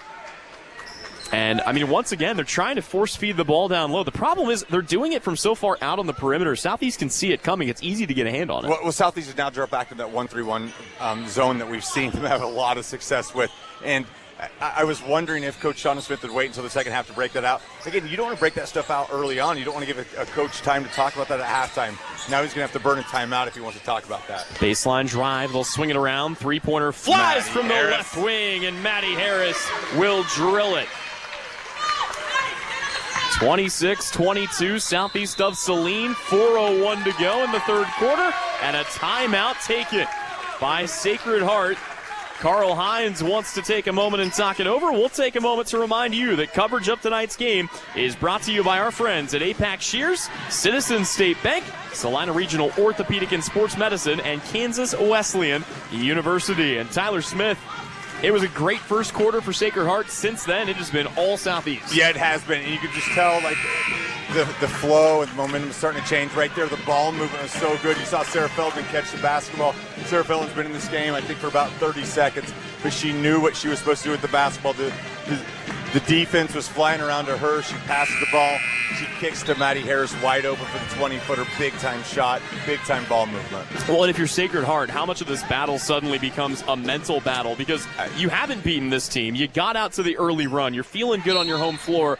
All of a sudden, you're down by 4, and you just don't have any gas offensively. Yeah, you're exactly right. Like, you exerted so much effort, and that's one of those things. You have to figure out where you're going to exert that effort, that energy, and right now it looks like Southeast is in the driver's seat. Here's another aggressive drive. This one's going to lead to a foul as Adeline Lee tried to blitz inside. Brielle Potacek will pick up the foul, but it's only her first. I tell you what, the freshman Adeline Lee is, you can just see the court awareness that she has right there. She just had a tiny opening, like Isaiah Pacheco. She just got really skinny through through a gap, got there, drew a lot of contact. Really great play from the freshman. You give her another year of development, she's going to be a problem. She's going to be a problem for a lot of people. You're exactly right. Here's a kick out. There's a pump fake and a blow-by for Lee, but steps on the baseline off the miss, and Southeast takes over with under 4 minutes to go, third quarter. And I think that's one of those things. Right now you're just seeing senior versus freshman. You're seeing Maddie Harris and Addie Lee. They're going back and forth. They're guarding each other. Right now, it's great to have Maddie Harris on your team. Also it's worth noting, 5 field goals made, including a couple of big threes for Sacred Heart in the first quarter. Since then, just 3 field goals total. But Southeast of Saline going to cough the ball up again here. If I'm not mistaken, that's their first true turnover of the second half. And that's why you're seeing this run, right? You're seeing this successful offense run from Southeast because they're not turning the ball up. They're limiting the amount of easy defensive opportunities for Sacred Heart. High kick finds Lee in the corner, swings the ball back around onto the wing, now recollects. She's picked up by Maddie Harris. Give it back up to Katie Wise, who takes another deep three-pointer. Again, it's off the mark, but an offensive rebound will lead to another three-pointer. That's a little short. And the rebound off the Nicole Richards miss is pulled in by SES. Lady Trojans running the floor. Boy, they wanted to get that ball up to Lexi Jacobson, who was calling for it, but probably better not to force an errant pass there. Here's a Brielle Potacek three-pointer just off the mark, and the rebound hauled in by Sacred Heart. Yeah, and I thought Abbott did a great job just holding the ball up, running a little bit of offense. But I tell you what, if Brielle gets a little bit of open space, that's a great shot for her to take. Katie Weiss on the wing, wants to drive to the inside, puts up a floater, left that short. And everything's short here, and I wouldn't think it's because of exhaustion, but that's where you see all these Sacred Heart shots missing right now. Well, Tyler, it's interesting. You talk about the curtain opening. I don't know how many times you've seen the curtain open for a girls' game, and that could be playing, some havoc for the Sacred Heart offense right now. They're working towards the curtain side as Southeast comes up with yet another miss here. SES has once again outscored Sacred Heart in the quarter. Again, they lead 26-22 with just under 2 minutes to go. And we have a stoppage and a chance for a couple of subs to come in. Southeast of Saline will check Reagan Duran back into the game, as well as Addison Rohr. Sacred Heart ball working on it left to right, down by 4. 2 minutes to go, third quarter. Ball back in the hands of Skylar Douglas, trying to dump it off underneath. They'll kick it out for a wing three. Again, it's left short, and it rolls out of bounds, Southeast ball. Right now, if you're Southeast Saline and anybody other than Weiss or Eshelman is shooting it, that's good defense. You want other players shooting. Skylar Douglas went off last year against Sacred Heart. She had a great game as a freshman, now a sophomore. But right now, you want to make the stars of Sacred Heart beat you, and you'll let the others, you'll deal with them. And right now, that's what the Southeast is leaning on. Well, right now, Weiss and Eshelman are the only ones to score in the second half. Potacek fires a three, left that a little too strong, and the long rebound is hauled in here by Sacred Heart. Sacred Heart works the ball back around here on the wing. Skylar Douglas swings it, cross-court pass. Here's a drive and a foul, and see who they tag this on for Southeast. That is going to be called against Addison Rohr. That'll be her third. It is worth noting here, Tyler Smith is going to the free throw line and missing the first short as Sydney Getz. I mentioned all these short shots, and it was brought to my attention. Sacred Heart did play last night, but this stretch is not going to get any easier. They play 5 games in a 6-day span here. Yeah, and their schedule just is silly. If you look at it, I think they only play one home Friday night game. But last night they had a big-time blowout win against Republic County. You would assume that Carl Hines got his starters out early. But you're seeing that Sydney Getz a couple times now, when she gets the ball on the elbow, she's going straight to the bucket. She does a great job attacking the rim. 1:09 left to go. Southeast of Saline pulled it up the floor. Ball was knocked out of bounds by Sacred Heart, so they'll inbound it from their own baseline and swing it around back into the hands of Addison Rohr. Off a screen, pulling up now for a little stop and pop action. That's no good, but Southeast under there, fighting for the offensive board. It's going to be tipped out of bounds, and it stays here with SES. I'll tell you what, it's very rare that we sit here in the commentators area and we agree with every official's call, but I think right now, we haven't talked much about him. Right now, that ball looked deflected very late, but I thought it was a really good call. Officials, catchers, and offensive linemen. You're not talking about them. They're probably doing their job right. Southeast of Saline back to work. Here is a stop and pop from the free throw line. That's off the mark. And finally, Sacred Heart able to corral a rebound. I think right now you're getting the shots that you want if you're Southeast. You just got to start finishing. Both teams are in a drought. That will finally break it as Skylar Douglas is able to drop it in, and we enter the final 30 seconds of the third quarter. Yeah, Douglas elevated really high for that reception. Never dropped the ball down low. She kept it high. Great finish from the sophomore. Here's a three-pointer for Southeast. It's just off the mark, and the rebound taken in by Eshelman. Sacred Heart, not only can they play for the last shot of the quarter here, but they can tie or take the lead down by 2. 26-24, ball back in the hands of Katie Weiss. Final 8 seconds of the third quarter. Weiss steps up, guarded by Potacek, fires a Caitlin Clark-type three. It's no good. The rebound pulled in by Southeast, and they will hold it to take the 2-point lead into the fourth and final quarter. Well, buckle in, strap up, whatever you got to do. It's going to be a fight to the finish. Southeast of Saline leads it by 2, and you're tuned in to coverage of SES basketball presented by Salina Ortho here on KINA. Don't get caught on empty. Fill up on all your basic needs at Asaria Oil and Hardware. We want to be sure you are fueled up and ready for whatever may be around the corner, no matter what time of day. Now live at Asaria Oil and Hardware, 24/7 pumps. No matter what time of day or night, your gas and diesel tanks can rely on us. During regular business hours, you can get your favorite pizza and snacks to have enough energy to win the day. Asaria Oil and Hardware, located in Asaria at the corner of Center and Main. We'll fill you up. With record-breaking enrollment, great new facilities, and top-notch activities, Kansas Wesleyan University is the place to be. Whether you want to study nursing, elementary education, criminal justice, or social work, our academic programs will open doors for your future, all while you participate in activities like music, theater, or athletics. Learn more about why KWU is the place to be by visiting kwu.edu. That's kwu.edu. This is Trojan Basketball on KINA. Welcome back in here in Salina, Kansas. Tyler Henry filling in for Devin Haney. Tyler Smith alongside. And Southeast of Saline on the girls' side with a 26-24 lead over the rival Lady Knights. It's the first time, Tyler Smith, that they have led going into a quarter here. Yeah, and it all comes down to the amount of turnovers. I mean, there's less turnovers in that third quarter. But, Tyler, this is exactly what we signed up for, right? This is exactly what we thought. A lot of hands right there. You see bodies just flying on the floor. This game means so much to everybody right now. Southeast of Saline going to force the early turnover, looking for the fourth quarter momentum. Again, they lead by 2. Potacek wisely turns down the 3. It's been a good part of Southeast Brand, giving up good shots for great shots. Here they'll get it back off on the wing to Potacek, swing the ball around. Wanting to drive, still cycling through. Now they'll fire a jumper and knock it down. Maddie Harris has got another bucket. She's got 7 points tonight. Southeast leads 28-24. And Tyler, you said it best right there. I mean, Brielle turns down a wide open 3, but you run a little bit of offense and you get Maddie a wide open 15-footer. Here, though, Eshelman is there to respond on the inside. 6 points for the forward. Back to a 2-point game. This is the kind of fight we expected down the stretch. Again, you can throw out the records. You can throw out pretty much anything. When these two get together, you're going to be in for a good game. 6:57 left to go. Southeast in the driver's seat with the basketball, 28-26. Here's a drive, now a give on the outside. This is Abba Pearson. Pearson shut off baseline. Good save there for Lexi Jacobson. SES still working through offense, but again, not going to take anything rushed. It's part of what got them in trouble back in the first quarter, but they've really settled in ever since. Maddie Harris gives the ball back up on the right wing. Abba Pearson still working the ball out. Now inside. And maybe one too many post moves. I think Addison Rohr had her defender beat, but didn't realize that she did, and then turned the other way into the hand. Yeah, I'm looking at a lot of contact from Megan Toy, but they haven't called it all night. And now Sacred Heart. No, you're good. Sacred Heart going to get a blow by there for Skylar Douglas, and we are tied. And now Southeast is going to turn it over just in front of the student section. All of a sudden, this crowd has come alive.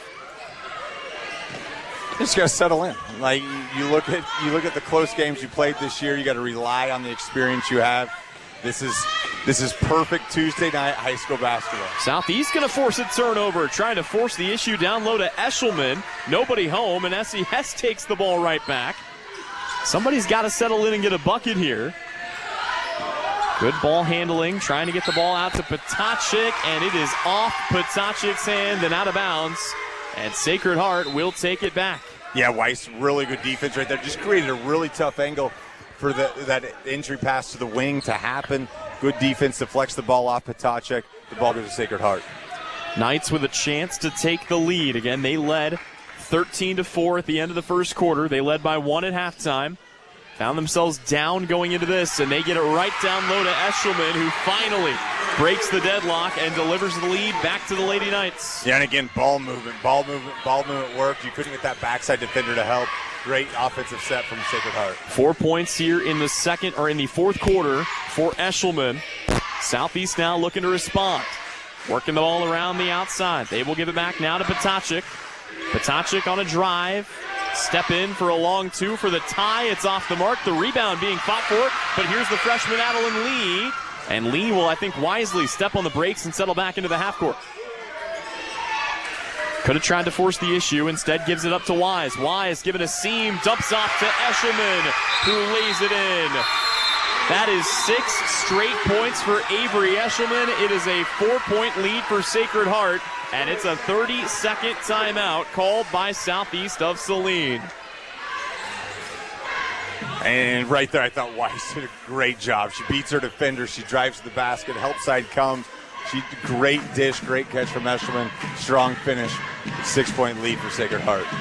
Right now, just a 4-point lead for Sacred Heart, but the 6-0 run, that's on me for Eshelman. And here's the thing. How many times, if you're Southeast of Saline, have you seen Katie Weiss beat you on that drive? You have to respect it and come out and guard her, but like you said, just great floor vision and awareness to dump that off. Yeah, and we've seen that senior, and that's what happens when you start seeing these players progress right there. For years, she's been the one that relied on to take the big-time shot. She dishes it right there. She knows that she's got her counterpart. Good finish from Eshelman. Bad math from me. Only a 4-point lead for Sacred Heart. Seems like the things that were open for Southeast of Saline in that third quarter have just been bottled up here in the fourth. They've got just one make in the first 3 minutes and change as they will kick the ball out here. Stepping off is Pearson. Goes right into a drive, but SES keeps it. They kick out. Nasty spin move. Can't get the finish there, though, for Maddie Harris. And Sacred Heart wanting to push the issue here with Katie Wise. Wise goes to the baseline. She's shut down by Petacek. Good defense to force Sacred Heart back into the half court. Yeah, and Wise right there, just pull it out. I think a lot of times we've seen her force. But again, talking about that, just understanding the value of every possession right now. Sacred Heart's going to kick it out. They're going to try to play the long game here. Looks like they're going to take the air to the basketball. You've been waiting all night to use that one, haven't you? Yeah, unintentionally. We went Wise. Ball back in the corner. Once again, this is Skylar Douglas, and Douglas is going to get the and one.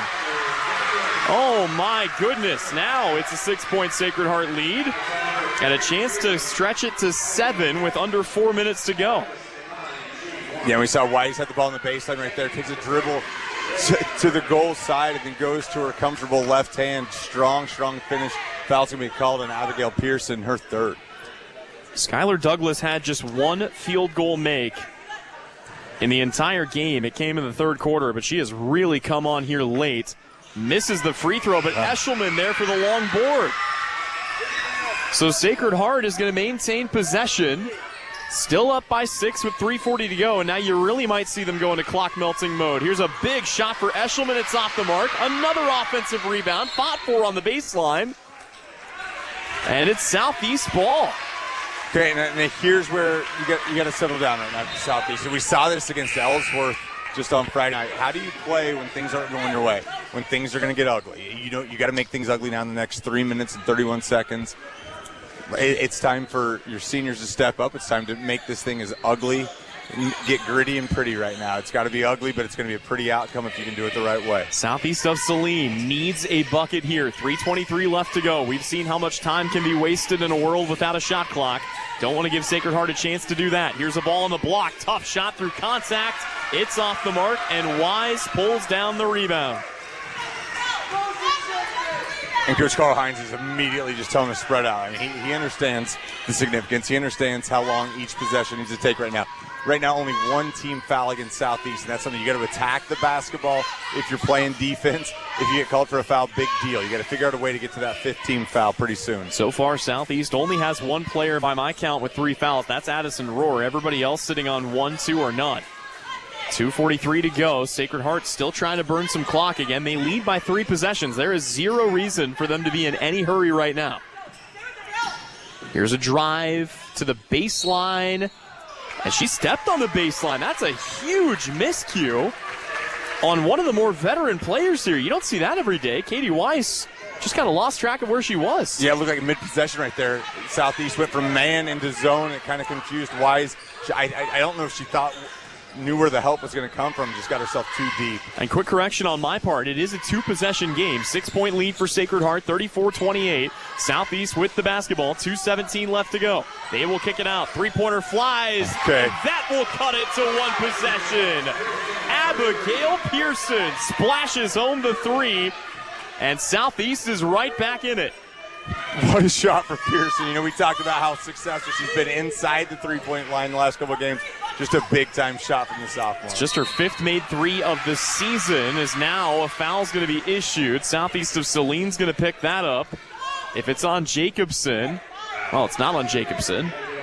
It is going to be on Abigail Pearson. That is her 4th. And you don't mind the foul. It just stings right now if you're a fan of the purple that it was on Pearson.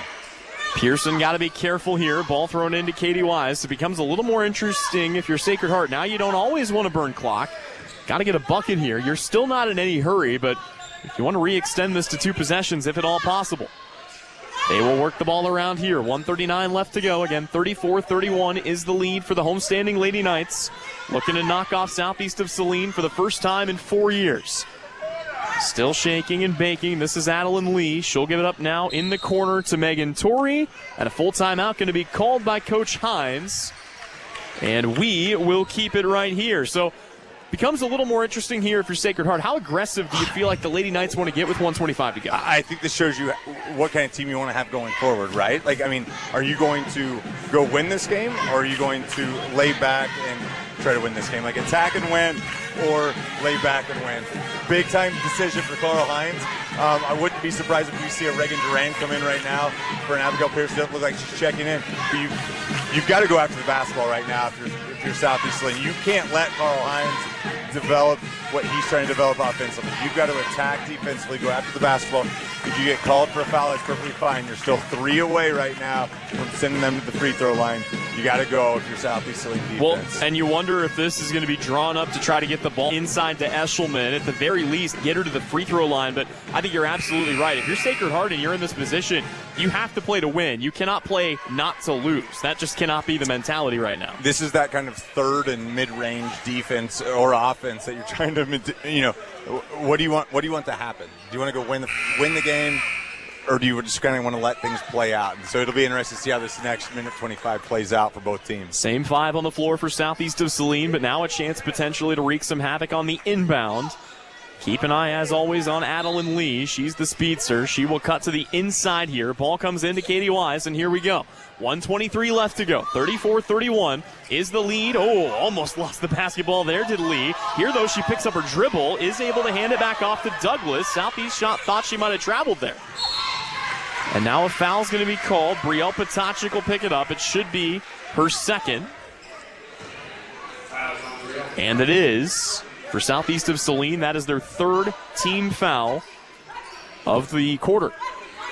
Anytime there's a dead ball situation, you have to understand you got to go after the basketball. You have to understand who you're going to foul. Ball comes into Eshelman. They will get it back out here to Katie Weiss. 1:06 left to go. Cross-court pass to Adeline Lee.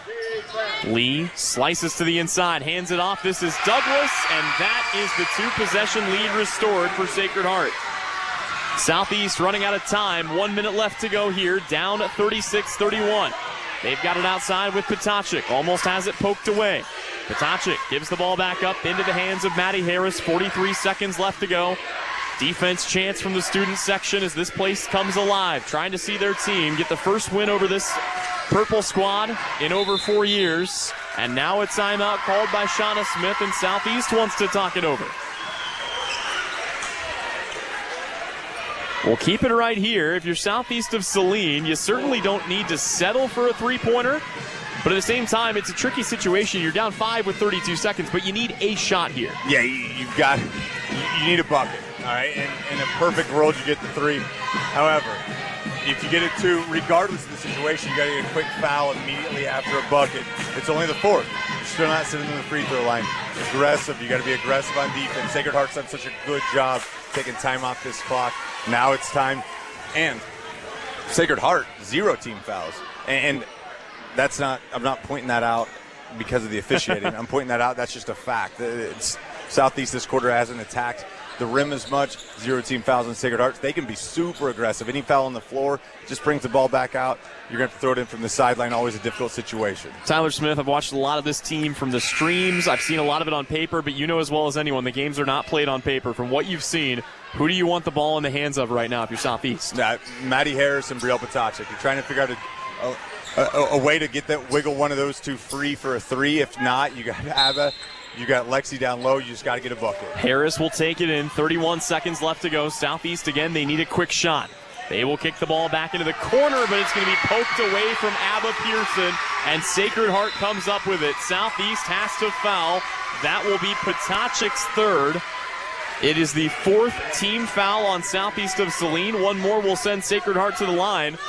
But the Lady Knights 2 points away from putting this game on ice. And Devin, it was the sophomore Skylar Douglas who made a big-time defensive block right there for Sacred Heart. Great play from Douglas. Southeast trying to force the issue. Now Carl Hines wants another timeout. I think wisely so, because there was that looked odd the way that was going to get inbounded. It was advantage Southeast for sure. Yeah, and you talk about these sidelines. I mean, in the game, the ball goes to the sideline a lot, and you see like you have to have multiple sideline inbounds plays. And right there, it looked a little stagnant. It looked like Southeast knew it was coming. Really good timeout from Coach Carl Hines. 21.7 seconds to go. If you're Southeast, you feel like you have to foul fast here. But like I said, for Sacred Heart, you've got the 5-point lead. If you press it to 7 with 21 seconds, I mean, you and I have both seen some strange things, but you feel pretty good at that point if you're a Sacred Heart fan. Yeah, you do. And it's desperation time right now for Southeast. You want to, first of all, your first task is to get a loose ball. Figure out a way to bang the ball off somebody, get the basketball back. If not, you're going to commit that foul as soon as possible. 21.7 seconds left. You've got to send Sacred Heart. If you don't get the basketball back, you got to send them to the free throw line within 3 or 4 seconds. So it will be Megan Torrey to inbound. Adeline Lee and Katie Wise are the 2 you probably want the ball in the hands of if you can find them. Southeast covering them up here for a couple of seconds. They're going to throw the ball up the floor. Somehow they get it to Eshelman. Ball poked away. I think Southeast was trying to foul there. They're playing keep away and doing a good job of it right now. And finally, Southeast will foul, but a lot of time came off the clock. And you can tell just the looks on the faces right now for Sacred Heart, what this means to the Lady Knights. What a great catch from Eshelman. And Eshelman, great catch, and I thought she absorbed a lot of contact from Jacobson. No foul was called, but she did a good job keeping her composure. Didn't turn the ball over. Weiss, big-time free throw right there. One more will effectively put this game to bed. It's a 6-point lead with the make from Weiss to make it 7. And she missed. Doors open, just a crack. Southeast got to get a 3 up quick. Time down to 9 seconds. Kick it out here. 3-pointer flies. It is off the mark. The rebound, Sacred Heart. And that is going to do it. Southeast of Saline, they battle. But Sacred Heart is going to pick up their first win over Southeast of Saline on the girls' side in over 4 years. And they do it here by a final score of 37-31. And with that, we will go ahead and step away. When we come back, it's the postgame show. Join us for that on the other side of the break. Again, you've been listening to Southeast of Saline Girls Basketball, presented by Salina Ortho, here on KINA. Winter travel can be treacherous if your tires are worn out. Stay safe with an inspection at Commercial Tire Company. Cold weather also drops the inflation in your tires. Get them checked today to avoid losing grip or damaging your tires. Commercial Tire will help keep you safe. For repairs that aren't tire-related, our automotive and diesel mechanics will fix it right the first time. Commercial Tire Centers, West Crawford and North 9th, Saline. Commercial Tire Centers, where service is everything. The Trojans are experts in precision passes, and Everhart Precision Ag are your experts in grid soil sampling. Everhart Precision Ag does all the sampling and data analysis in-house, keeping it local and close to the farm. They're also your local channel seedsman, selling all seeds with an emphasis in corn and soybeans. Trust Matt Everhart and Lane Hensley at Everhart Precision Ag, serving Saline, Dickinson, McPherson, and Ottawa counties, and also supporting southeast of Saline Trojans. For more information, visit everhartprecision.com. When does normal acute pain become abnormal chronic pain? Chronic pain can be one of two types, nociceptive and neuropathic. Each type differs based on what causes it, what it feels like, and what treatments may relieve it. Neuropathic pain can often be managed by a therapy called neurostimulation or spinal cord stimulation. If you suffer from chronic pain, ask your primary care physician for a referral to the Saline Pain Clinic. Our pain specialists will discuss the right options to manage your pain. Online at SalinePainClinic.org. Insurance is something we all need in our business, home, car, and life. But do you really understand what's covered? And most importantly, what you are paying for? Hi, this is Rob Carlson in the Salina office of Smart Insurance. Change is good, especially if you haven't looked at your insurance policy lately. I can help you understand what you need and where the gaps are in your coverage. We provide free quotes and take pride in looking out for you. Smart Insurance, with locations in Salina, Abilene, and Harrington. Give us a call today. Time now for the Trojan postgame show on KINA. Stick around for the game recap, final stats, and reaction from the coach. This is Trojan basketball on KINA. Welcome back in here courtside on the campus of Sacred Heart High School, where the girls get the win tonight, 37-31. We're joined now by Tyler Smith. And so when you look at this game, it was one of those, it was a good back-and-forth affair. You got to like the way Southeast came out and responded after that gut punch in the first quarter. But Sacred Heart, they responded late, and they stayed composed down the stretch. Yeah, you wonder how much energy was just kind of given, from Southeast to kind of get that game back. And I think Coach Carl Hines did a really good job establishing that inside game again with Avery Eshelman. And she comes out early in the fourth quarter, big-time bucket. And just kind of they continue to pound the ball. We saw a lot of concentrated effort from Coach Hines trying to get to the ball in the first quarter. We didn't see much of it in the second and the third, but in the fourth went right back to her. 6 points from the senior. Just Eshelman was huge tonight for Sacred Heart. Well, Eshelman was huge, but also southeast of Saline, I thought did a pretty good job of limiting Katie Weiss and Eshelman at least until the fourth quarter. They held those two relatively in check. The second and third quarter, where Southeast made their big run to get back into it, they held Weiss to 5 points. They held Eshelman to 3, but they needed somebody else to step up, and tonight that was Skylar Douglas. She finishes with 8 points. 6 of those came in the fourth quarter. All 8 of them came in the second half. Yeah, so again, going back to last year's game at Southeast, Skylar Douglas, the lefty, certified lefty. I know she's a lefty. I promise you this time. She's solid, and you saw her make a huge bucket. She had a big-time play in the fourth quarter and one, drawing the foul on Abigail Pearson, but she's just she played with huge confidence tonight. Like, she didn't understand.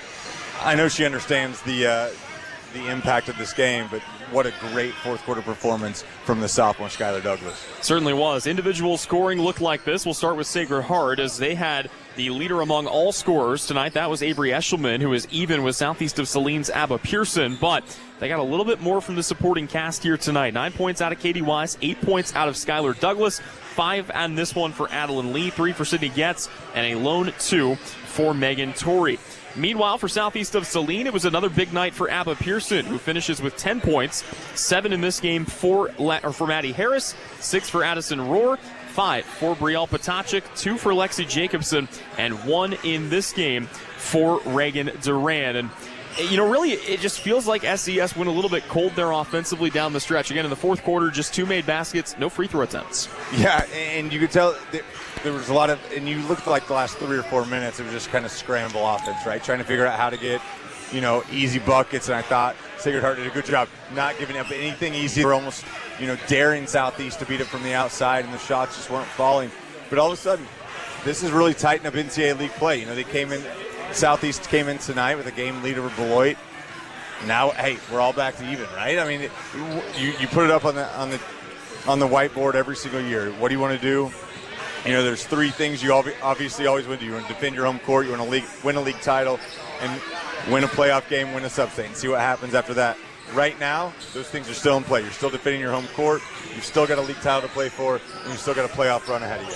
Yes, sir. And all things considered for Southeast of Saline, again, this is their first league loss, but still a team that's going to walk into their next game at 9-4. They are still very much in the driver's seat. I know they play in a murderer's row of a sub-state, but still in a pretty good position right now and with plenty of opportunities to continue that good work. Before we wrap up things here on the women's side, there is one final task, and that is our Vernon Jewelers Gem of the Game. And Mr. Smith, I've got an idea, but I'd like to hear your thoughts on this first. Well, I think it's what Abigail Pearson was able to just give scoring-wise. I mean, in a night where points were at a premium, Abigail was able to fill it. You know, we saw her just continue to grow. She continues to take the ball to the bucket, find herself easy opportunities. She's so physical down low. Good job from Abba, just putting the ball in the bucket. Completely agree. Also hit the big three-pointer. Stepped out and took a big shot from downtown. So for all of that and for a 10-point performance, Abigail Pearson is our Vernon Jewelers Gem of the Game. That'll about wrap it up here for our women's coverage. Southeast of Saline falls to Sacred Heart. Your final score here from Salina, 37-31. But one last time for Tyler Henry, for Tyler Smith, courtside for Big Sam Pretty, producing and engineering, back in studio control. This has been coverage of Southeast of Saline girls basketball. The boys' game is next. We'll talk with head coach Bryson Flax and get you ready for game 2 of our doubleheader. That's coming up when we return. You're tuned in to Southeast of Saline basketball coverage presented by Salina Ortho right here on KINA. Are you looking for a local brokerage firm to help you with your Medicare, life insurance, and annuities? L&L Advisors is the #1 local Medicare supplement and insurance specialist. Medicare can be confusing. Let the experts at L&L Advisors help make sense of it. Stop by one of 3 locations in Salina or McPherson and speak to an agent about the needs of your family. L&L Advisors, main office at 717 Roach, right off Crawford, and in the Central Mall, Salina, and downtown McPherson. Based on honesty and trust, contact L&L Advisors today. Okay, Coach, thank you for your breakdown on your offense and defense.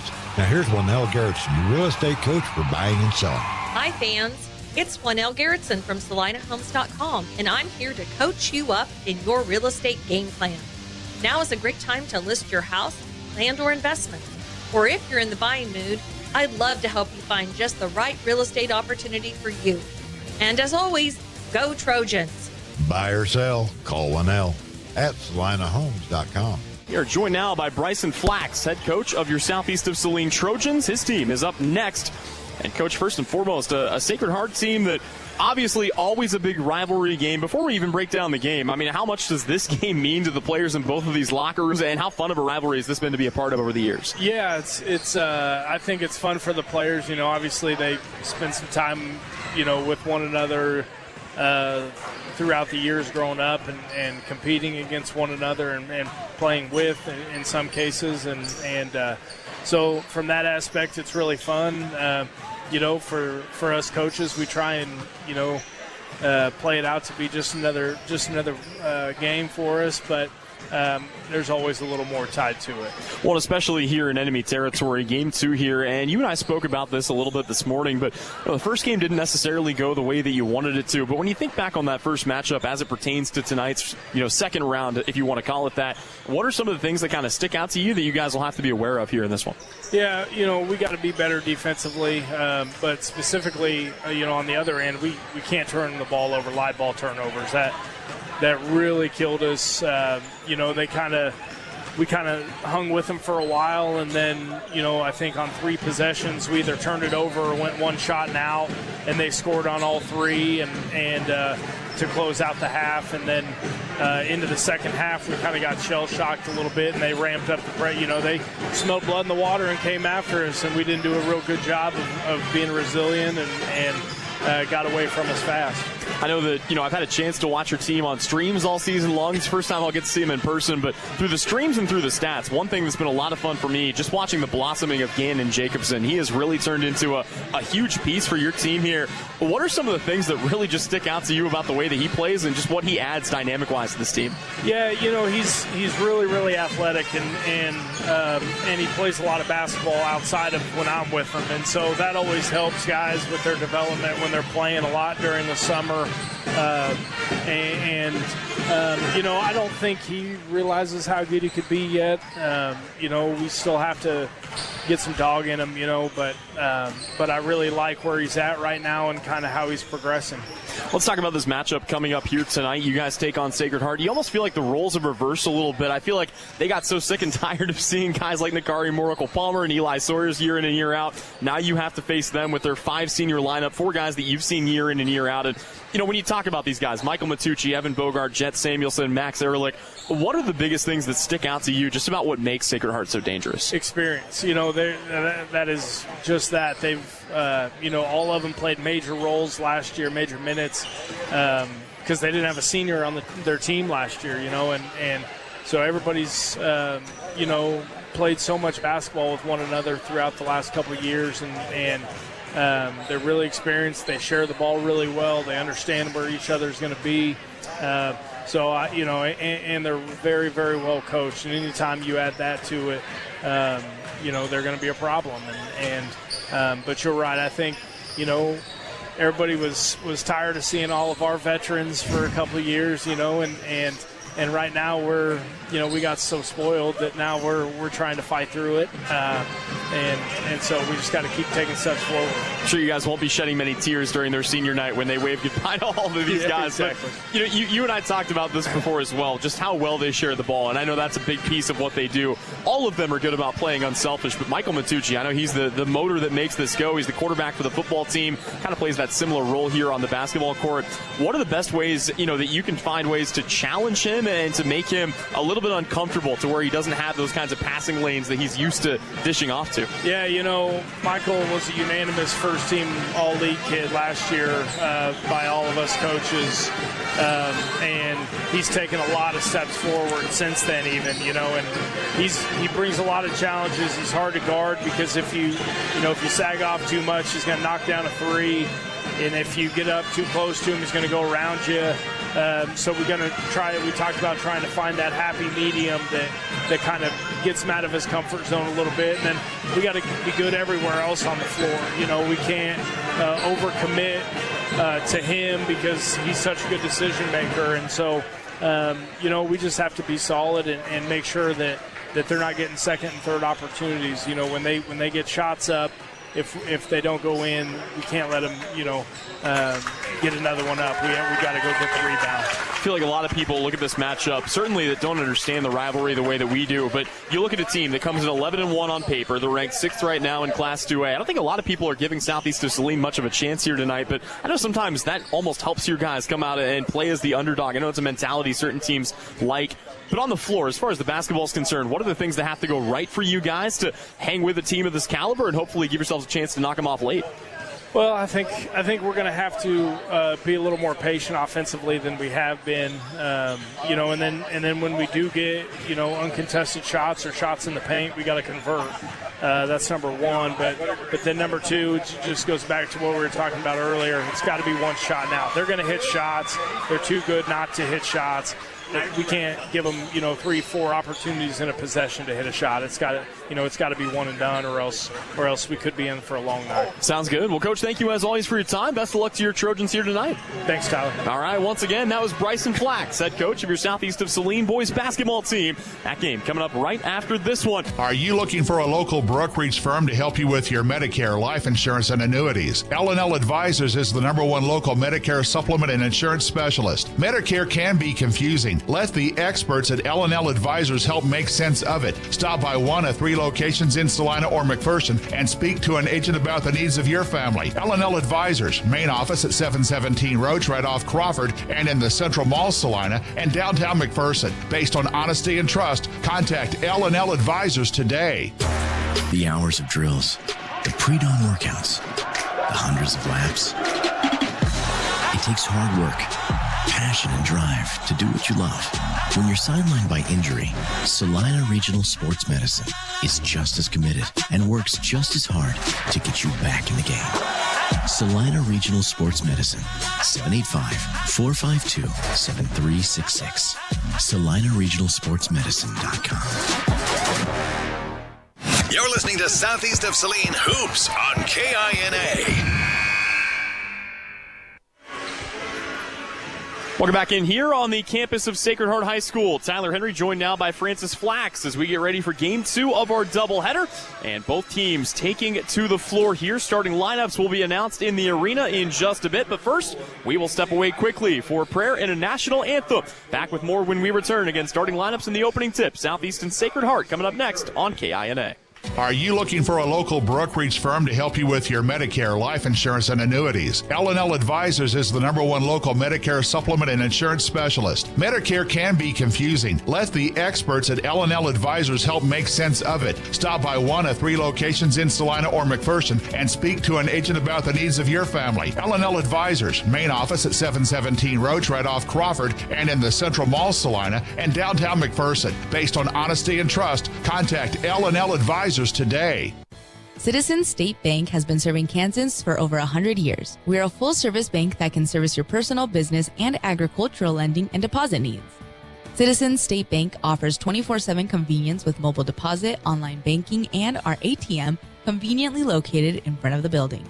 Stop by and see our friendly and helpful staff. Citizens State Bank at 600 Maple Street in Gypsum, Kansas.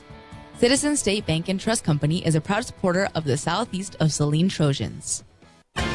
APAC Kansas Incorporated has been building the Heartland from the ground up for over a century. From the supply of aggregate materials, hot mix asphalt, and concrete to the construction of roads and bridges, we do it all. You've seen our trucks, and now we want to hire you. APAC in Salina is growing, and we are hiring for all positions. From truck drivers to mechanics, general laborers, and construction, APAC has your next career. For more details, visit the job links page at salinapost.com. Great pay and benefits, APAC is an equal opportunity employer.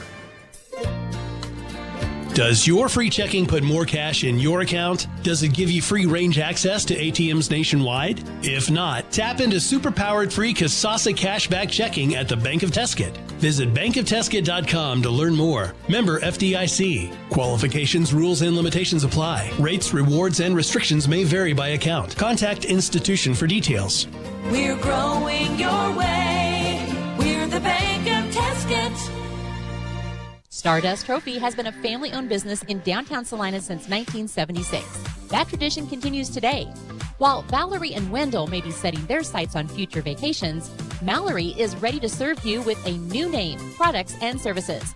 Stardust Awards and more. Personalized items and products for your office, business promotion, wedding, and of course, medals and trophies, plus so much more. Stardust Awards and more in downtown Salina since 1976, serving you at StardustTrophy.com. You're telling me your driver turns you on remotely? It feels so good. One gentle touch of a handy remote or mobile app and my motor's running. And don't fret, my little pickup pal. New Image Audio installs these inside trucks too. Oh, yeah. You'll want it when the winter chill hits. A remote start from New Image Audio for cars, trucks, even diesels. All systems remote and cell phone capable. Nationwide coverage. Get yours at New Image Audio on South Broadway. In Salina. You're listening to Southeast of Saline Basketball on KINA.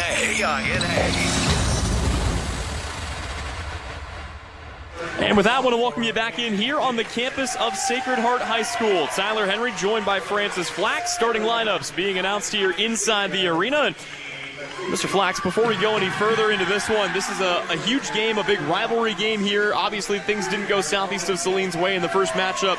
Overall, what are the biggest things you're looking for out of the Trojans here in this game? Well, the first thing is we've got to stay in the game early. We can't let them bolt out to a 10, 12, 14-point lead. Second thing, we got to limit their offensive rebounds. This is a good team, the Sacred Heart team. They're very good, talented. Last thing, we've had trouble with consistency in 4 quarters.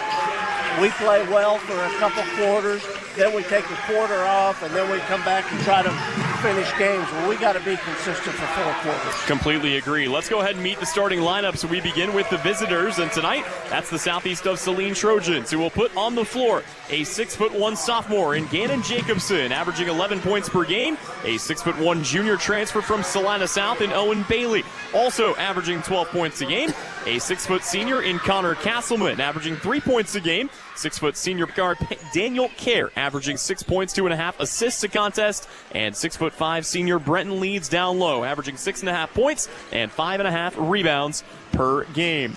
Meanwhile, on the other side, it is the same 5 seniors that Southeast has seen one too many times, it seems, but it all starts with a 5'9" senior in Michael Matucci. He'll run the point, 12.5 points, 4 rebounds, 4 assists per contest. He will be joined in the backcourt by a 6'3" senior in Evan Bogart, a 6'2" senior in Jet Samuelson, a 6' senior in Max Elric, averaging 12 points and 4 rebounds a game, and a 6'3" senior in Jason Mars, as we are just about ready to get this ball in the air and get this one underway. Southeast of Saline comes out in the all-purple jerseys, white numerals trimmed in black. For Sacred Heart, it is the all-white jerseys with the champagne numerals also trimmed in black. Southeast of Saline has Brenton Leeds in the jump circle. Ball's in the air. Fight for the basketball will be, what do we have here? 3 touches before the ball's possessed. I don't think I've seen that call before. And by rule, actually, Francis, can you illuminate me on that? What is the rule? Wow. Well, I don't know. The only thing is he might have went back court. Okay. He tipped the ball. He tipped it a second time and went back court, and he tipped it the third time back to our player, and I think he was across the half-court line. All right. That's how I look at it. Already off to a strange start, but Sacred Heart has the basketball. They will work on it from right to left as we view it here from the scorer's table, and right out of the gate, there's your first offensive rebound, and a foul going to be called. That will send Jet Samuelson to the line. The foul picked up by Daniel Kerr, and one of the keys that you had mentioned. And we can't allow very many of those, I'll tell you. That'll hurt us. Samuelson at the stripe here, looking to give Sacred Heart the first lead of the day, and leaves his free throw short. And a 5 senior lineup for a squad that has not been shy about putting up big numbers this year. Again, Sacred Heart comes in ranked number 6 in Class 1A or Class 2A. And the rebound pulled down here by Southeast of Saline. It's an 0-for-2 trip at the line for Jet Samuelson. Southeast will fire a quick corner 3, and that will rattle home. Owen Bailey gets the Trojans on the board.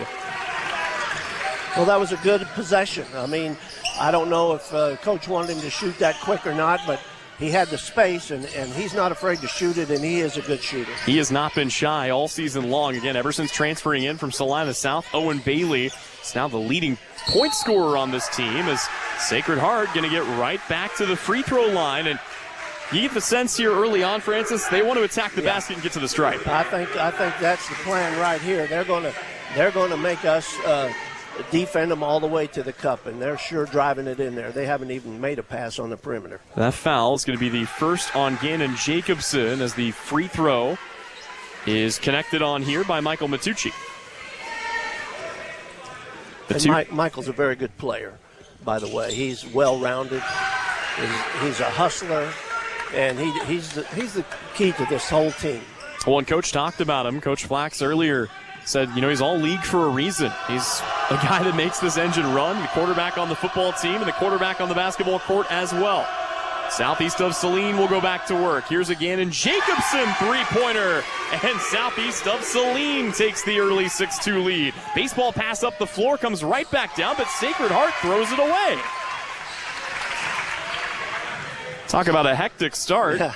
And SES has got the ball back here with Daniel Kerr. Kerr will dish it off to Jacobson right wing, slices into a double team, gets his own miss, kicks the ball back out into the hands of Connor Castleman. Castleman gives it up. Here's a floater off the rim. That's no good. And finally, a white jersey comes down with a rebound, and Michael Matucci wants to run. You know what I like about that? Both of those drives to the bucket is what we need to do. We've got to make them play us on the inside also. Absolutely. Cannot be settling for jump shots. Southeast of Saline early on doing a good job, again, attacking the basket. Despite being the team that gives up a couple of inches, they do not have a size advantage, but there you go. They go right back to the rack. It's just a miss for Brenton Leeds, and you got to convert on those. Was that Leeds or Jacobson that missed that? Believe that was Leeds. Either way, Sacred Heart back on the basketball. They've got it in the hands here of Max Ehrlich. Now a three-pointer flies. It's an air ball, and there for the rebound is Owen Bailey. Southeast lobs the ball back onto the block. They will kick this around, now swing it into the corner. Here's another baseline drive. Sacred Heart shuts it down, springs out for a corner three, and Southeast is unconscious. Gannon Jacobson's got 2. Owen Bailey's got 1. Trojans up 9-2. It's a good start. Like I said, we have to be consistent, though. Love the way Southeast has come off the starting blocks there, though. A good move to the inside, and Max Ehrlich has got his first bucket of the night. Yeah, we're letting them get in the lane pretty easily. We got to shut that down a little bit. 9-4 Southeast of Saline. 5:04 left to play here in the opening quarter. Ball back in the corner and into the hands of Owen Bailey. They'll get it now to Castleman on the block, out to Leeds. Leeds fires a 3. That's just off the mark. Good effort there on the rebound, but it does come down here to Matucci, and Matucci wants to run the floor. He'll fire the ball back up to Ehrlich. Now stop and reset with Jason Mars. Poked away. Southeast almost comes up with a turnover. Good movement here for Sacred Heart. They've got it on the block. Once again, that's Matucci. Kicks out here for a contested three-pointer. And that goes down courtesy of Jason Mars to cut the lead to 2. Not what you expect Mars to do, but I've seen him do it in the first game also that we played them this year. Yes, sir. He'll surprise you from range every now and then. Leads here, turns down a three-pointer, gives it up. Another 3 flies. This one's off the mark for Jacobson, and this is going to lead to an easy run out and a layup. No, he missed it. Oh, you don't see that every day, and they're going to say on the baseline, Southeast basketball, Chet Samuelson. There is such thing as being too open, but not usually on a layup, Coach. I don't know how he missed that one. He was sure all alone. You can put it like that. Yes, sir, on his own island. And Southeast going to be the beneficiary here of a free possession, but they've got to get the ball in. Sacred Heart playing the full court press. Southeast of Saline gets the ball in here. Connor Castleman will run it. He'll cross the timeline. 4:09 left to go. Southeast still up by 2. All 3 of their buckets from beyond the arc, but they've gone 0 for 3 ever since. Swing it around back to Leeds. Now another three-pointer flies. That's no good, and it's another board here for the Knights. That was one we shouldn't have taken, I don't think. Well, if you're Southeast, you can't fall this in love with the 3. I know they hit a couple of big ones early, as there's a block for Leeds, but you still got to attack the basket. You can't turn into a one-dimensional offense. You're right about that. See what the Trojans do here, and an offensive foul going to be called away from the basketball. Let's see who they got Leeds, this on. I think. Okay. And you are correct, and that'll get a rise out of the student section, who is already fired up. Boy, I'll tell you what, anytime these two get together, this atmosphere always electric, whether in Gypsum or here in Salina. Yeah, well, this is one of the toughest venues to play in. Certainly is. For sure the toughest in our league. I don't think Southeast's been too many places that are any tougher than this. No doubt about that. Here's a great move by Matucci. He'll kick out to an open shooter. That's off the mark, no good, and a rebounding foul is going to be called on Jason Mars. For Mars, that should be his first. And it will be. So if you're Southeast of Saline, you knock down those 3 quick three-pointers. Ever since then, you're 0 for 4 from beyond the arc. What do you have to do to settle in offensively? You've got to turn the corner, put your shoulder down, and make the referees make a call when you're going to bucket. So far, no free throw attempts in this game for SES. Again, a lot of three-point tries. Here they will kick the ball out. Thought about it there. They'll turn it down. Here's the drive you were looking for through the double team, but shots off the mark and the rebound taken in by Mars. Here comes Sacred Heart. Knights trying to get downhill. They'll kick this back in the corner. That's Ehrlich. And I think we were hoping that there was going to be a call there because they sure was some contact on Danny. Certainly was. Sacred Heart right now running offense, still down by 2. Southeast had the big early run. It's been all Knights ever since. Here's another drive, and finally there's a whistle and a foul. And Coach Flax doesn't like it. Well, he shouldn't like it because what happened down the other end happened right here. And they didn't call it the same way. Same play, different call, like you said. Probably the cause of the ire right now. And either way, Southeast going to be forced to guard an inbound play. Sacred Heart will get it in. Quick trigger from 9 feet is good. And banked off the window for Jason Mars. Well, we got a tie game. 9-9 is our score. 2:25 left to go. Southeast of Saline looking to break the run as they swing the ball back to Calzada. Now into the hands of Grady Gebhardt, and it's going to be stolen away. Here comes Michael Matucci in a foot race, and he'll lay it in to deliver Sacred Heart their first lead of the night. That is the first field goal make on Matucci, as we've got a foul on the floor here. And that is going to be the second on Jason Mars. So that's a big foul. They're going to have to replace Mars. Will Tuttle will come in to replace him. Well, Will's a pretty good replacement for a sophomore, let me tell you. This team's got infinite reserves, it seems. Yeah. They go about 7 or 8 deep, and all of them just as dangerous as the last. Here's a slicing Owen Bailey. He'll kick out for another corner three. And again, Southeast just cannot get these to go down. Here they get a little bit closer to the rim, but they leave that short.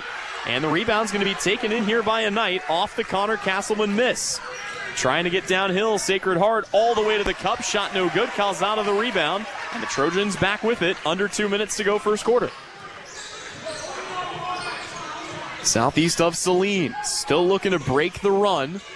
It's been all Sacred Heart since Southeast got up 9-3. Trojans on it on the perimeter. Danny Kerr looking to turn the corner. Goes up with the left hand. Counted and one. Well, you called for it, Coach. Yeah, we needed that. We need to take it to the rim. Let the referees make a call.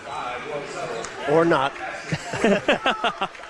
Well, again, it was a big Southeast run to start the game. It was 9-2.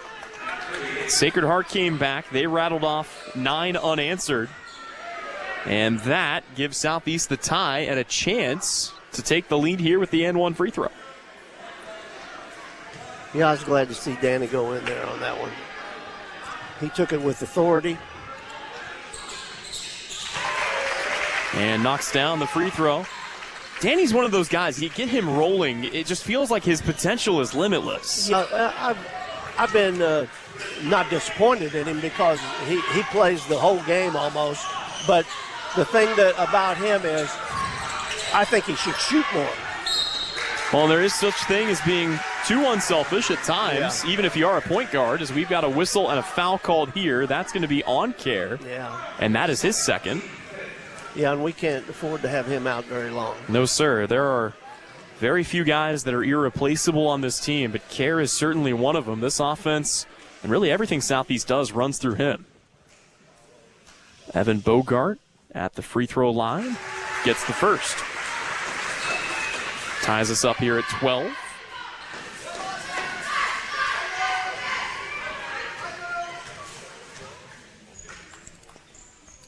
Second free throw for the lead, and gets them both.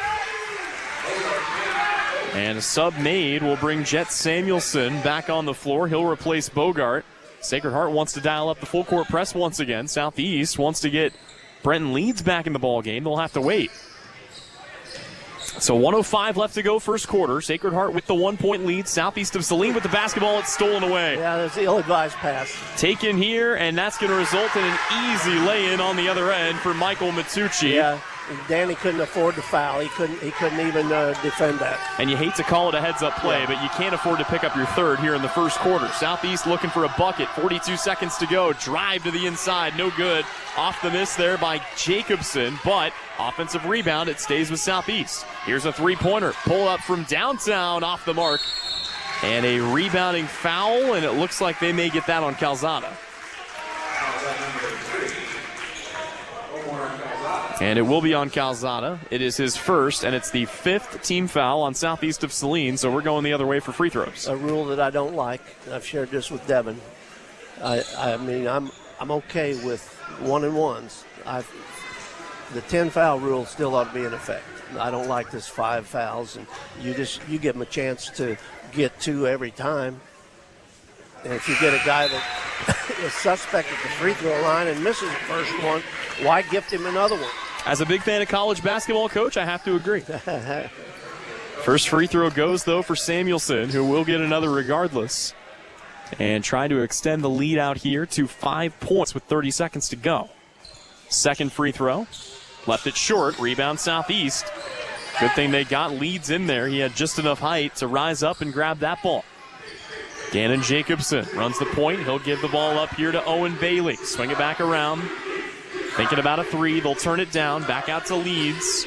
Now to Owen Bailey. 13 seconds left, and Southeast going to lose the basketball with 11.3 on the clock.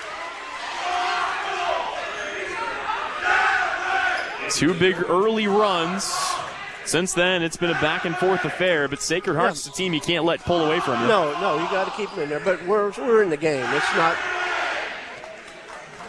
A stop here would go a long way for Southeast of Saline. Matucci has it with 7 seconds, fires the ball in, picks it up again on the interior, kicks out for a contested corner three. That is off the mark, and as a player hits the deck, that is going to bring us to the end of quarter number 1.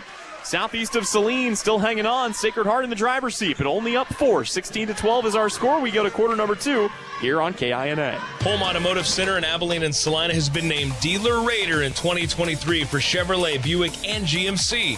What's that mean? It means when you buy a vehicle at Home Automotive, you will receive the absolute best in service now for the 11th consecutive year in Abilene and the first for the new Salina location. Home Automotive just keeps exceeding your expectations because you are the number one priority, and that is just one reason why. When you shop at Home Automotive Center in Abilene and Salina, you're going to be glad you did.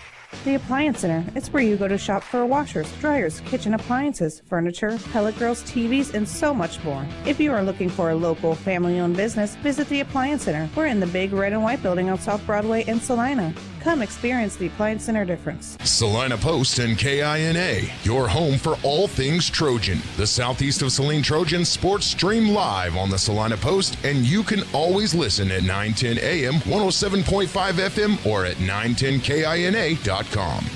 You're listening to Southeast of Saline Hoops on KINA. Welcome back in here to Salina, Kansas, on the campus of Sacred Heart. Tyler Henry alongside one of the legends of the area, Francis Flaxon. Francis, a close first quarter. Southeast of Saline certainly hanging around. Offensively, you feel like they still need to attack the rim a little bit more, though, right? Yeah, we have to go downhill a little bit. We're just kind of stagnant on the outside. There we go. Here's a great drive, and right on cue, it's a bucket for Connor Castleman, who gets into the mix here and cuts the lead down to 2. That's the kind of drives we have to have. And you wonder if that's the conversation that was had in between quarters, is here the ball's on the deck. It's going to be a travel called on Southeast's Connor Castleman. Kind of wrong place, wrong time there. And it will stay with the Knights. Well, we should have had that rebound. We were in position, and it slipped out of Kirby's hand. And when Castleman got it, it was a Sacred Heart guy laying on the floor, and he tripped over him. And now we've got, sorry to cut you off, Coach, but we've got an official coming over, and well, he wants to have a word with Coach Flax about something. He's not too happy about whatever it is. I mean, he came all the way over from the baseline.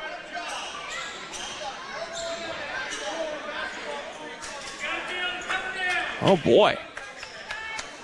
Like you said, it's a hostile environment already, but you don't want to be tangling with officials this early. Yeah. We play on. 7:35 to go, second quarter. 16-14 is the Sacred Heart lead. They've got the basketball. Here is a curling, shooting, and missing Will Tuttle.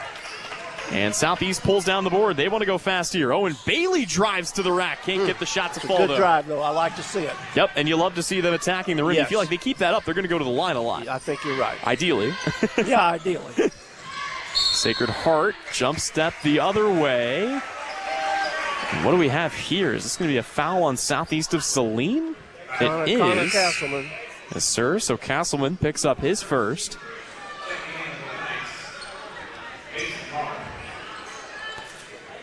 Jason Mars will check in here. Luca Adami will take a seat. Ball comes in at the top here to Samuelson. He's got it left wing, guarded closely by Southeast of Saline's Connor Castleman. Now dishes back out to Matucci. Matucci directing traffic. Picked up by Gannon Jacobson. Calls for a screen on the right side. Southeast will switch it. Matucci fires a beautiful pass down low. Southeast still has it covered up. They will kick it out for an open three-pointer, and that goes down for Will Tuttle. That's a good shot, but we played very good defense there. Had him hemmed in on the baseline. The Sacred Heart player found his teammate. And that's one of those, all you can do is tip your cap, as we've got a reach-in foul called against the Knights here. And that is going to go against Will Tuttle. So Tuttle gets a bucket on one side, a foul on the other. And for Tuttle, that is his second. He'll check out. Southeast of Saline back on the basketball. Down 19-14. Here's a three-pointer for Jacobson. That's off the mark, and the rebound pulled in by the Knights. Well, you don't mind seeing Jacobson shoot it. He's been efficient all year. Now Southeast got a trap in the corner, and it's Southeast basketball. How about that? Well, it was a nice trap. That's where you have to trap them if you're going to trap. Southeast, again, they're still hanging around in this one. Never really out of it. They've trailed by as many as 5, but that's the worst it was. And we've got a timeout on the floor and a time to remind you that coverage of tonight's game is brought to you by our friends at Asaria Oil and Hardware, Frisbee Construction, Mary Maids, and tonight's Southeast of Saline coverage is presented by Salina Ortho. And, Coach, you've seen, I think, Southeast make a critical adjustment. We talked about it. They fell in love with that three-point jumper early.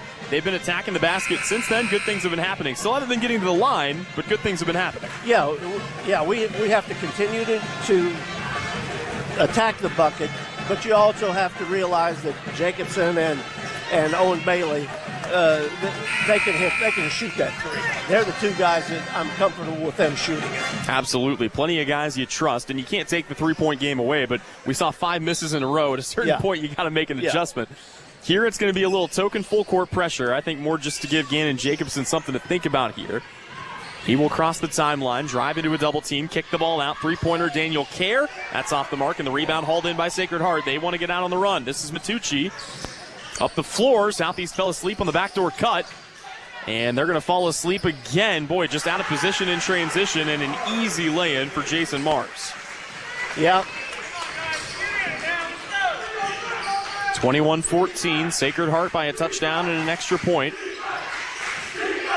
Daniel Kerr back on the basketball, gives it up now to Castleman on the left wing. Castleman dumps the ball back off. Cross-court pass finds Jacobson. Still working the ball on the perimeter here, and oh boy, just going to turn it over underneath. Yeah, Daniel lost the handle of that one. Just kind of caught it awkwardly. Sacred Heart going to rise up for a shot, and a foul is going to be called on the floor. We have 4 players down on the deck. 2 I understand. The other 2 I'm not sure how they got tangled up, but... Well, and they're going to call an offensive... they call an offensive foul. They did. Okay. That slipped by me. That is going to be the first on Evan Bogart. And Southeast takes over here, again down by 7. Trojans on it with Gannon Jacobson. Second quarter action here. 5:11 left to go. They get the ball back in the hands on the wing of Brenton Leeds. Leeds will dribble around. He'll give it up now to Daniel Kerr. Kerr slices in, finds a lane, kicks out. Jacobson, corner 3, a little too strong. Rebound tipped up in the air. Still a fight for it. Comes down to Matucci. Michael Matucci wants to go himself and lays it in with the left. 23-14. That's a tough deal there, because we probably should have had that possession longer. It went off of somebody's hands, and they go down for another layup. Well, and Michael Matucci, as we've got a quick drive, count it, and one, as Connor Castleman will go to the line for the free throw. But, Coach, Michael Matucci is one of those guys. He gets the ball. It does not take him long to get into fifth gear. No, he can go. Can't take that away from him. It's not the speed that kills you. It's the acceleration on a short court like this. Plus, he's got great vision. Yes, absolutely. Gotta love what you're seeing here out of Connor Castleman, though. Already exceeding his season average. He's been a big piece of what Southeast has done here early. And misses the free throw. Keeps our score 23-16, 4:30 to go. Sacred Heart brings the ball back up the floor. Back to the basket now for Luka Adami. Adami dishes off underneath. They'll have to kick this back out. This is Matucci. Matucci wants to go up himself. Boy, where does he find the space to shoot that? Drops it in for 2 more. Well, if you got him on that baseline, you can't let him duck one way and go the other way. He went right, he faked he was going out and went right back to the baseline. Biggest lead of the night for Sacred Heart. It's a 9-point advantage. 25-16, they've got the lead. Southeast with the basketball. Needing a bucket. Castleman kicks in the corner. Another three-pointer. And again, off the mark. Southeast has not hit a three since knocking down 3 of their first 4. But Jacobson comes up with a strip the other way, and Southeast forces a critical turnover. A bucket here would be big. Needs something to go down for you. Only 2 buckets, and now make it 3 as Daniel Kerr lays it in. 3rd field goal made here for Southeast of Saline. That equals the total for Sacred Heart here in the second quarter. But a drive to the rack and a lefty lay-in will go down here for, I believe that was Luka Adami. Yeah, I believe it was. So Adami re-extends the lead. Southeast trying to go back to the well, but an offensive foul is going to be the call, and we're going the other way. Well, that's a 50-50 call. I would have, of course, I'm maybe slightly biased, but I think that should have been a block. Just the wrong 50, right? 27-18 is our score. Sacred Heart with the lead and the basketball. They will bring the ball up here with Matucci. 8 points for Matucci so far. He leads all scorers in this game. It's been every bit as dangerous as a distributor. Here shifts the ball back to the outside, driving into a double team. Awkward shot. Players still down. Southeast with a numbers advantage for just a moment. Quickly up the floor to Owen Bailey. Give it back up to Calzada, who pulls off the shot. First bucket of the night for Omar Calzada. 27-20, the Sacred Heart lead. 2:37 left to go. Matucci back on the basketball. Gets it back in the corner. Here's a head fake. Now a drive and a lefty layup. No good. Calzada fighting for the rebound. It's a jump ball, and the arrow will keep it with Sacred Heart here with 2:28 to go before halftime.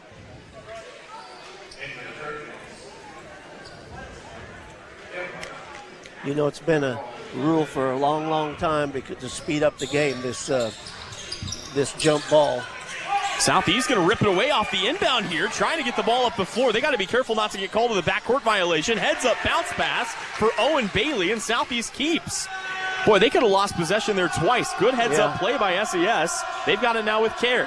Kerr gives the ball up to Castleman. Castleman gets to the block, turns the corner, puts up a tough shot underneath. Connor Castleman's got 6 points, all in the second quarter. Well, that's another good heads-up play by Castleman. Southeast of Saline, back within 5, needing a stop. Here's a pump fake for Matucci. Jump step to the inside, rejected by Calzada. Southeast ball. Trojans back up the floor. Final 2 minutes here of the opening half. They get the ball back in the hands of Daniel Kerr. Kerr wants to drive, splits a double team, and will be, wow, they're going to call a jump. That's an awfully quick jump ball call. The arrow does point Southeast, though. Normally you see him let him go through that a little bit more because by the time the whistle was actually blown, he had possession. Yeah. But either way, Southeast will inbound it under their own basket. See where they want to go with this. They will get it to Calzada, top of the key. He'll hand it off to Castleman. Same spot, working on it right to left. Picks up a screen, pulls up for a jumper. That's off the mark. Calzada can't pull down the rebound. And Sacred Heart back up the floor here with Matucci. Matucci, good dish, corner kick, three-pointer flies off the mark, and the rebound pulled in again by Southeast. Trojans have it. Castleman across the timeline, 1:17 remaining here in the quarter, remains a 5-point Sacred Heart lead. Calzada left open for 3. Wisely turns it down, goes right to the cup, too strong though. Good drive, though, good drive. Absolutely love the take, just left a little too much heat on it. And in transition, a miss there. Calzada mistimed his jump. Matucci's got it. He's triple team. Kicks out now for a wide open corner 3. And that goes down for Will Tuttle. Well, the referees were all watching the ball. Matucci never left the lane the whole time he was down there. Southeast needing a response here before they head to the locker room. They're down by 8. They've had it down to as few as 5. And here they throw it away. Michael Matucci speeding up the floor, going to be left alone to take the layup, and he does not miss many of those. Well, that's a bad turnover there. Southeast now down by 10. They want or maybe need a bucket going into the half. Here's an aggressive take by Calzada. That's no good. Now a chance for Sacred Heart to extend the lead. They're already on a run here to close out the quarter, but they throw it away, and Southeast will have 6 seconds to try to get a shot up here. Well, we would take one of those 3-pointers right now. Certainly could. Don't know that they're going to have time to set up for anything else, to be honest with you. Ball comes in here to Care. Time down to 5, down to 4. Crosses the timeline with 3. Behind the back dribble with 2. With 1. Steps in. Awkward lefty shot. Boy, he almost pulled it off, but that will bring us to the halftime intermission. And at the break, it is a 10-point Sacred Heart lead. Knights in the driver's seat, 32-22. You are listening to KINA, Southeast of Saline basketball coverage presented by Salina Ortho. Knopf Auto and Truck Accessories. Everything to bling out your ride in one place, including top quality lift kits, wheels and tires, bumpers, Jeep accessories, fender flares, bed covers, bed liners, step bars, even custom painting. Knopf Auto is the and soil dealer and has many synthetics and filters in stock. Visit Knopf Auto on Facebook for specials, great ideas, and let them make your truck stick out in a crowd. Knopf Auto and Truck Accessories, supporting the Southeast of Saline Trojans. Okay, Coach, thank you for your breakdown on your offense and defense. Now here's Lynell Garrettson, your real estate coach for buying and selling. Hi, fans. It's Lynell Garrettson from SalinaHomes.com, and I'm here to coach you up in your real estate game plan. Now is a great time to list your house, land, or investment. Or if you're in the buying mood, I'd love to help you find just the right real estate opportunity for you. And as always, go Trojans. Buy or sell, call Lynell at SalinaHomes.com. This is the Trojan Halftime Report. Coming up, a first half recap. Shot at the horn! Stats, interviews, and a look at other area games. Now, let's get back to the gym for Trojan Halftime on KINA. Welcome back in here on the campus of Sacred Heart High School. Tyler Henry joined now by Shauna Smith, head coach of the Southeast of Saline Lady Trojans. Earlier tonight, a tough one, 37-31 the final. And Coach, before we dig too far into this one, just wanted to kind of get your overall thoughts on the way you felt like this game went down. It was one of those games that I thought for 32 minutes they beat us up. We just never got really. We were up, there, but I don't feel like we ever, really were into the game. We didn't score at the end of the game either.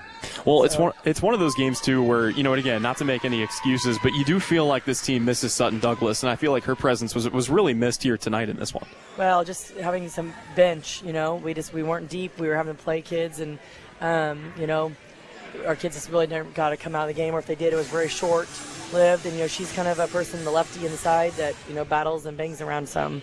So yeah, we missed her the last 2 nights. I will say, though, this team did show some good fight. You guys went down big early. It was 13-4 at the end of the first quarter. Immediately, though, you guys come back out of the gate. You take the lead midway through the second. I know you still trail early, and then you played well through the third quarter. How did you feel about the way your team responded mentally there in those middle 2 quarters? I thought, we finally were making some shots that kind of slowed the ball, or not, I shouldn't say slowed the ball down, made some better passes and stuff. But, we didn't, I'm not sure how many balls we actually, 50-50 balls tonight we ever won. So that's just one of those things when, those nights are like that, you just know things aren't going your way when, nothing went our way, I would say. Well, and sometimes, obviously it's tough to pry the lid off the basket, but you've talked to me about this. We've talked about this before. Defense travels, and I thought defensively that was really where we saw your team step up. You held Sacred Heart to 2 made field goals in the second quarter, 2 made field goals in the third quarter. You really neutralized the offense. What did you like out of your defense in those middle quarters? Yeah, I thought we did defense wasn't necessary. We gave us some lays. I guess I did say that, we got beat back, I think, 2 to 3 times, and that's not us getting beat back and giving up layups off of a rebound. So that was one of the things too that they did a good job of pushing the ball back, and we didn't get back and respond when we should have. But that's just how some of those nights go for you. One individual performance that I did want to highlight, you get 10 points tonight, a big night for Abigail Pearson, and it was also good to see her step out and knock down that 3. I know that traditionally has not been her shot, but good to see her kind of get back in the double digits scoring wise. Yeah, she's been doing that here lately, kind of getting to the rim here. We needed to get to the rim obviously a little bit more tonight. That didn't happen. It just seemed like everything was short tonight. Everything we shot was short, and you're going to have those nights. And so you got to kind of get out and get some transition points. And they didn't allow those things. It's another tough one, but overall, still in a good spot here as we move forward into the crazy home stretch. You got February coming up, a big game with Chapman on Friday. Before I ask you about that, though, how important is it mentally, just when you have a game like this, just to put it behind you, have a short memory, and just kind of bounce back on Friday? Yeah, we always talk to the kids, we don't make 2 in a row. That's our big thing, that we don't want to have 2 in a row, 2 losses in a row. So, we're probably we'll talk very little bit about it. We got to practice for Chapman on Friday, and because they're going to give us everything we want. Well, and Chapman's got to be one of those teams. They're not in your league, but it feels like they are. How often you see them? At least once a year you get the sense. What do you know about the Lady Irish this year and kind of just where they're at this point in the year? They're athletic. I've watched them play against several other teams that we played, and they're just really athletic. They bring some kids off the bench that they all can kind of score. They're not really afraid to score, but they do turn the ball over a lot. So that's one of the things that we just got to convert those. Absolutely. Well, Coach, thank you as always for stopping by. Best of luck to your team at Chapman Friday. All right, thank you. All right, once again, that was Shauna Smith, head coach of your Southeast of Saline Lady Trojans. Again, they fall in this one 37-31, but a great chance to bounce back on Friday. We will step away. The rest of halftime is next. SES boys down 32-22 here on KINA. Knauf Auto and Truck Accessories. Everything to bling out your ride in one place, including top quality lift kits, wheels and tires, bumpers, Jeep accessories, fender flares, bed covers, bed liners, step bars, even custom painting. Knauf Auto is the and soil dealer and has many synthetics and filters in stock. Visit Knauf Auto on Facebook for specials, great ideas, and let them make your truck stick out in a crowd. Knauf Auto and Truck Accessories, supporting the Southeast of Saline Trojans. When does normal acute pain become abnormal chronic pain? Chronic pain can be one of two types, nociceptive and neuropathic. Each type differs based on what causes it, what it feels like, and what treatments may relieve it. Neuropathic pain can often be managed by a therapy called neurostimulation or spinal cord stimulation. If you suffer from chronic pain, ask your primary care physician for a referral to the Saline Pain Clinic. Our pain specialists will discuss the right options to manage your pain. Online at SalinePainClinic.org. Troublesome car repair and everyone has told you it cannot be fixed or it's way too expensive? Try McKim Auto Service in Gypsum, Kansas. They do quick, dependable work and provide the lowest hourly rate in the area. McKim Auto will service your vehicle from front to back and everything in between. They treat you and your car like a friend or even family. McKim Service specializes in engine and transmission rebuild. 701 Maple, Gypsum, Kansas. Wouldn't trust anyone else with my family car. So, if your repair seems grim, remember McKim. Give them a call today to make your appointment. You're telling me your driver turns you on remotely? It feels so good. One gentle touch of a handy remote or mobile app and my motor's running. And don't fret, my little pickup pal.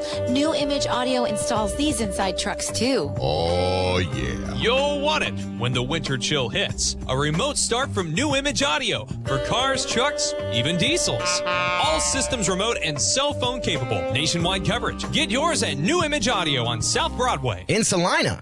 You're listening to Southeast Trojan Hoops on KINA. Welcome back in here on the campus of Sacred Heart High School. Tyler Henry alongside you. Time now for us to take a look at some halftime stats before we wrap up the halftime show and get you ready for the final quarter of play. And you're joined once again here by Francis Flax. And as we kind of take a look at the numbers, Michael Matucci, we know how dangerous he is as a distributor, but it seems like he has been the guy that's wanted to take a lot of these shots here tonight. 10 for him already, 7 for Jason Mars, 5 for Will Tuttle. But Matucci, he's always a handful. He's been an extra handful tonight. Yeah, well, he's their best player. That's all there is to it. He can facilitate their offense as good as anybody. But what he does, if you ever watch him when he's driving, he's looking another way. So the defender sees him looking, and he just, he'll reverse on you and go to the bucket. And you're just out of position. That's just how it's going with him. He's just a good player. On the other side, Connor Castleman actually leads Southeast of Saline. Himself and Gannon Jacobson each with 6 points in that first half. Gannon knocked down a couple of big threes early, and then he's been silent ever since. How critical is getting a guy like him going again here in the second half? Well, he's got to score for us, but I noticed one of those plays down there when there was a pile, he came out holding his right arm, and Coach took him out of the game for a while, and I don't know if that's affecting him for sure or not. Certainly something to keep an eye on here. Again, scoring at the half looked like this. Michael Matucci leads all scorers with 10 points, 7 for Jason Mars, 5 for Will Tuttle, 2 for Luca Adami, for Max Ehrlich and Evan Bogart, and 1 point for Jet Samuelson. Meanwhile, on the other side, Gannon Jacobson and Connor Castleman with 6 apiece, 5 in this game for Daniel Kerr, 3 for Owen Bailey, and 2 for Omar Calzada. We'll step away for one final 1-minute break, but when we come back, the third quarter of play, southeast of Saline and Sacred Heart, here on KINA. Your husband is pretty handy to have around. He makes the world's best mac and cheese. He's in the Tickle Monster Hall of Fame. And he can teach anyone how to throw strikes. But a busted pipe in a basement full of water? Honey, I think we need a plumber. Is a little out of his league. That's where a homeowner's policy from Shelter Insurance comes in handy. We'll help get your house back in order and your husband back to what he does best. Hey Salina, come see us at the Kelly Kitchener Agency near the intersection of Cloud and Ohio. We want to be your Salina, Kansas insurance agent. You're listening to Southeast of Saline Basketball on KINA. Welcome back in here to Salina, Kansas. Tyler Henry joined by Francis Flax. Coverage of tonight's Southeast of Saline basketball games presented by Salina Ortho. And Coach, before we get into the second half here, overall, what would you say are the biggest keys for Southeast of Saline? What adjustments are you looking to see them make? Well, we've got to score on some of those drives to the bucket, and that'll help us open up our outside shooting again. Yep, they've pretty well taken our outside shot away. So we've got to continue to go downhill against them. But the biggest thing is we've got to slow them down and not get beaten transition, which it seemed like was something that happened a decent amount off of a lot of those live ball turnovers that you talked about pregame. Sacred Heart will start with the basketball. They work from left to right as we view it here from the scorer's table. Deep three-pointer flies right out of the gate. It's off the mark, and the rebound pulled in by Southeast of Saline. That's Daniel Kerr for the board off the miss by Max Ehrlich. SES, first possession here of the second half, down by 10. Again, 32-22. Ball back in the hands here of Connor Castleman. He's had a good night. Castleman kicks the ball back in the corner. This is Gannon Jacobson. Dumps this off to Leeds on the block. Gets it back. Goes baseline. Turns on a spin move. Oh, no. And laid it up. Lord have mercy. It went all the way around the rim and then elected to crawl out on it at the last possible second. And Southeast gives up a bucket in transition to Evan Bogart. Basically, that's the tail of the game right there. That's what's happened in Southeast. That one was in. I don't know how it came out, but it did. Things sat on the rim like Humpty Dumpty for a full minute and then elected to crawl out. Southeast, you got to respond here, though. Connor Castleman has it, and they're going to have it poked away, diving on the floor. Castleman able to save it there, and now Southeast has a numbers advantage. They will kick it off. Jacobson fires a three. Again, it's close, but no good.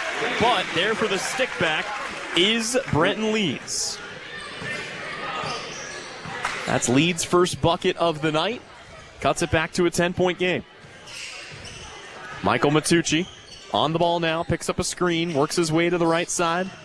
Now dishes the ball back off. Sacred Heart still keeping it on the perimeter. Now back to the block. They will try to feed this down low on the baseline. That's Max Ehrlich. And Sacred Heart throws it away. Rare miscue, although I think they're going to say off a Southeast hand. Yeah, I think one of our defenders touched it. Okay. So Sacred Heart will keep it here. Matucci to inbound. And lobs the ball in at the top. Gets it to Evan Bogart.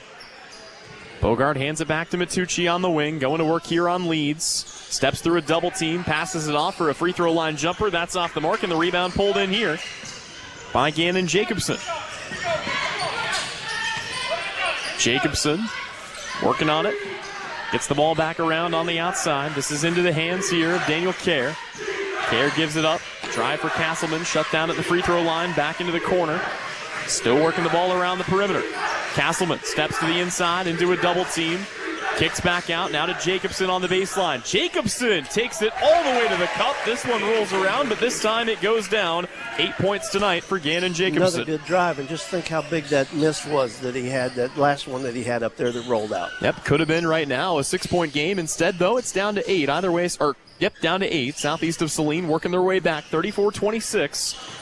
Got to get another stop here. Matucci, pump fakes, has two guys jumping for joy, but the rebound is pulled in off the miss by Jacobson, poked away from him. Jacobson fights for it, throws it back on the corner. Oh boy, all sorts of chaos. Somehow, Sacred Heart keeps possession. Boy, a Cirque du Soleil broke out here at this basketball game, and somehow the Knights keep it. That's going to set up a Matucci three-pointer. That's off the mark. He gets his own rebound off two Southeast hands. Boy, nobody can secure a basketball on either side right now. Kick it out, wide open three-pointer, and that will go down for Max Ehrlich. Yeah, that was a flurry of events, and none of it good for Southeast. We did a lot of good things, but we never came up with the basketball. Sometimes the bounces don't go your way. Southeast got to find a way to make some magic happen here on the road. Instead, they're going to turn it over, and Matucci is going to bring the ball the other way off his own steal. He'll throw the ball quickly up the floor. Rebound taken in by Sacred Heart off their own miss, and Jet Samuelson with his first field goal of the night. Sacred Heart back up 13, 39-26. Timeout Southeast of Saline. They want to talk it over. Can't turn it over. We're doing our share of it. Well, and I don't have the numbers in front of me right now, Coach, but I would imagine of the 39 Sacred Heart points, at least 12, maybe upwards of 16 have come in transition off of these turnovers. I think you're more right to have 16 of them off of there.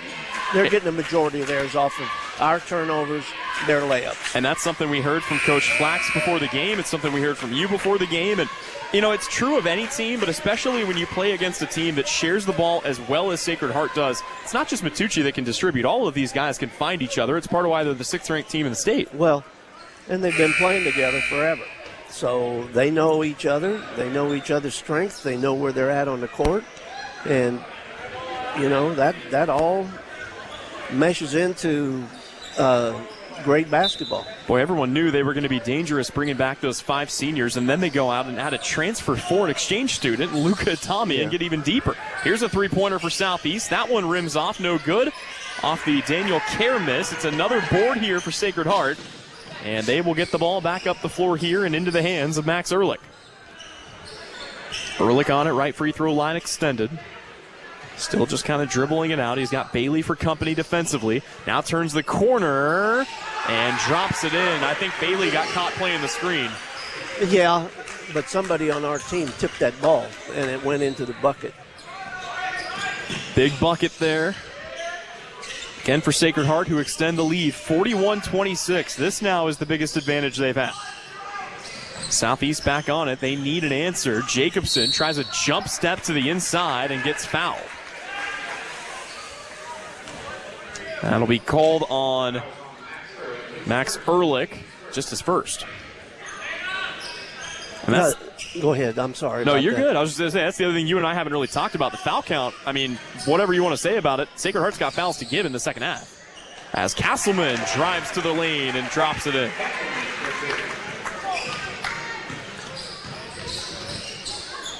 It's been kind of that contrast of styles. You'd think Southeast would be getting to the line more as they've started driving more. Here on defense, ball kicked back in the corner. Pump fake here on the outside. That's Jason Mars. Gives it up now. Sacred Heart still working the ball around the perimeter. Now to Matucci at the free throw line. Matucci to Bogart. Bogart slip screen underneath. Tough take. Miss there. Pulled in by Castleman. Here come the Trojans. 2:43 to go. Third quarter. 41-28 our score. Right now a 13-point lead for the homestanding Sacred Heart Knights. Brenton leads. Cross-court pass back into the hands here. Now a drive and a whistle and a foul. They're going to call on the floor here. See who they tag this on.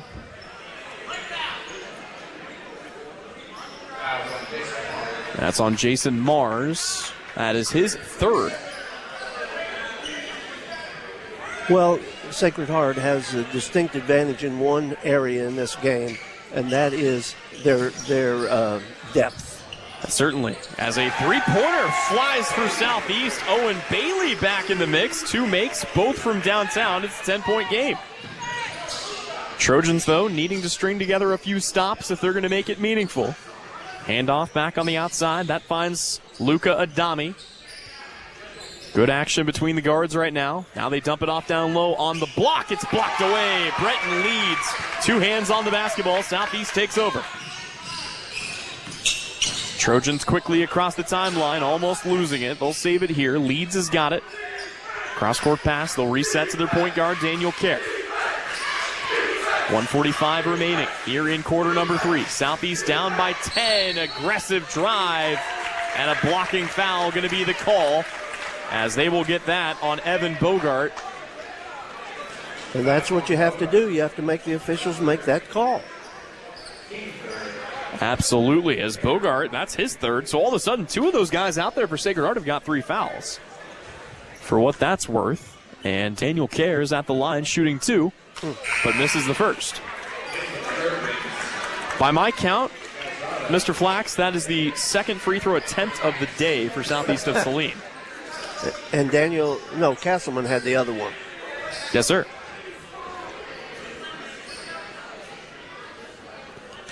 Second free throw of this trip for Daniel Kerr. And he gets that one to go down. So a 1-for-2 trip at the line makes this a 3-possession game with 1:37 left to go. Southeast trying to turn this into a run, looking to trim down the lead. Aggressive drive here to the inside for Adami. Gets it back at the free throw line, out of control. Gives it up now on the baseline. That's Samuelson. Working the ball back to Tuttle. Tuttle kicks out on the wing, and a travel is going to give it back to Southeast. Well, they missed the first travel, but they got that one. When they passed the ball, the kid they passed it to traveled. All's well that ends well, right? Yeah. So a 9-point game, Southeast with the ball. A mini run here for the Trojans, although they got to get this in. Oh boy, Southeast almost turns it over. They do succeed in getting it in, though. It finds Kirby Davis. And Davis will give it up to Daniel Kerr. Southeast running through offense here. Again, final 1:10 of the third quarter, and they turn it over again. Well, Omar's got to do a better job there. He's so close. Sacred Heart almost loses it themselves, and Southeast will take it back. They will throw the ball quickly up the floor. It's going to be poked out of bounds, but SES will keep it here. Neither coach is happy right now. Well, our coach is disappointed in his player. Fair enough. Southeast looking to throw this in from the corner. With Kerr, he will get it in at the top. This finds Grady Gebhardt. Gebhardt throws on a crossover, gets the ball back to Kerr on the right wing. Kerr wants to drive, rises, releases, just a little too strong. Rebound Sacred Heart. Final 42 seconds of the third quarter, winding down here. Sacred Heart in the driver's seat with the basketball. They put the car in neutral. You feel like they might want to play for the last shot of the quarter here? Yeah, I think they probably will. Will Tuttle on it here. No sense of urgency. Back to Ehrlich. Ehrlich floats back out, guarded by Bailey. Steps up like he wants to go, but again, just trying to waste some clock here. Time down now to 15 seconds, and here we go. Matucci on the basketball. He'll like to be the one to run the play. Final 10 seconds of the quarter. He's picked up by Gebhardt. Gets the ball out top of the key, Samuelson. Give it back up on the outside. Here's a drive to the baseline. Time down to 3, down to 2. Kick in the corner. There's the 3. And it's a buzzer-beating three-pointer for Will Tuttle. That is a big one for Sacred Heart.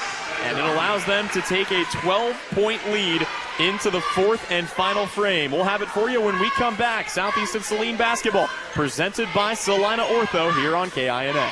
The Southeast of Saline School District has a long-standing reputation for excellence. This excellence in public education has been a source of great pride and one of the factors contributing to the quality of life in our community. The Southeast of Saline Education Foundation works in partnership with the USD 306 School District and the community that it serves to maximize student potential, thereby creating a lasting legacy, not only for our children, but for our community. The Southeast of Saline Education Foundation salutes the Trojan sports program.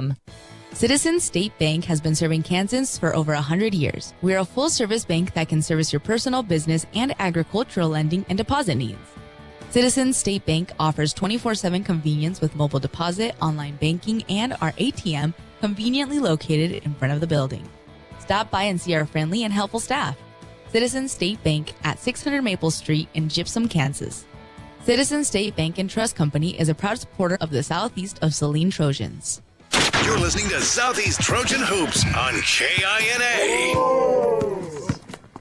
Welcome back in here on the campus of Sacred Heart. Tyler Henry alongside Francis Flax in a buzzer-beating three-pointer. Yeah. Ultimately, it's just 3 points, but it feels like a big 3 points for Sacred Heart. Yeah, that was a shot that just drew nothing but net. Well, it was a desperation. Will Tuttle's only got 3 makes, but all 3 of them have been big momentum-swinging type shots, especially the 2 threes. Yes. But if you're Southeast, you got to move on, play the next play. They trail 44-32 as we are inside the fourth and final quarter of this game. Trojans with the basketball, working on it right to left in the all-purple jerseys, white numerals, black trim. They will get the ball back out on the outside. That's Daniel Kerr. Kerr picked up defensively. There we go. Hit that shot, Grady. Three-pointer, Grady Gebhardt. Left it short, though, and the rebound hauled in by Matucci. So Michael Matucci will run the play here, trying to turn this into a Sacred Heart run. At the next opportunity, Southeast will check in Owen Bailey. Swing it around, top of the key, back in the hands of Adami, and a kicked ball will keep it with Sacred Heart and give Southeast a chance to bring Bailey in. He will replace Grady Gebhardt. Well, every possession is really... What happened to the score? I thought we were 13 behind. I think we're right, 44-32. Still no buckets in the fourth quarter just yet. And Sacred Heart working on it left to right, picking it up now on the outside with Will Tuttle. Tuttle gives off left wing. Here's a drive inside the paint. Back to the basket, kick back in the corner. Now another drive. And that really is Sacred Heart's game, as they will get a shot, goes all the way around, and a foul on the rebound. We'll take it back to Southeast, but that's been what's killing SES. It's a drive, a kick out, a drive, a kick out. Eventually somebody's open. Yeah, they're doing a good job. You can't take anything away from Sacred Heart, but our guys are battling. Yep, Southeast is showing a lot of resilience. They've also been battling too. Just looking at the rosters between these two teams, Southeast gives up a lot of size to this team. Yeah, they do.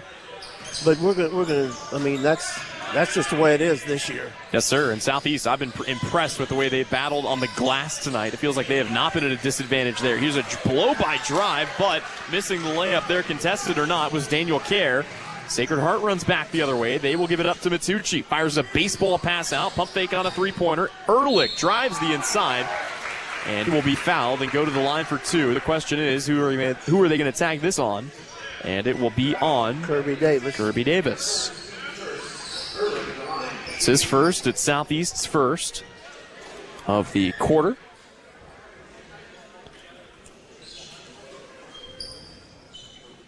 And we've got a wet spot to get cleaned up here, and Michael Matucci will take care of it himself. I mean, he does a little bit of everything. Might as well add that to his resume as well. Some efficient work out there.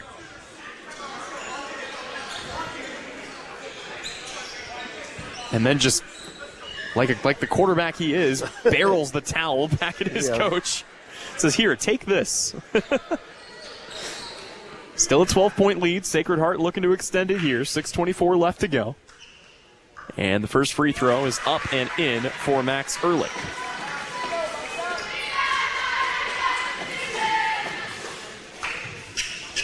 Second free throw, off the mark. Southeast gets the rebound. Here come the Trojans. Again, they trail 13, trying to string together some scores and some stops. What a shot, off balance. Connor Castleman, you got to be kidding me with that. I'm just happy he's taking it to the rack.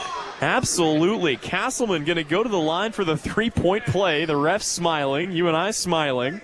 And if there are any Harlem Globetrotters scouts in the building, they may want to have a word with Connor Castleman after that shot.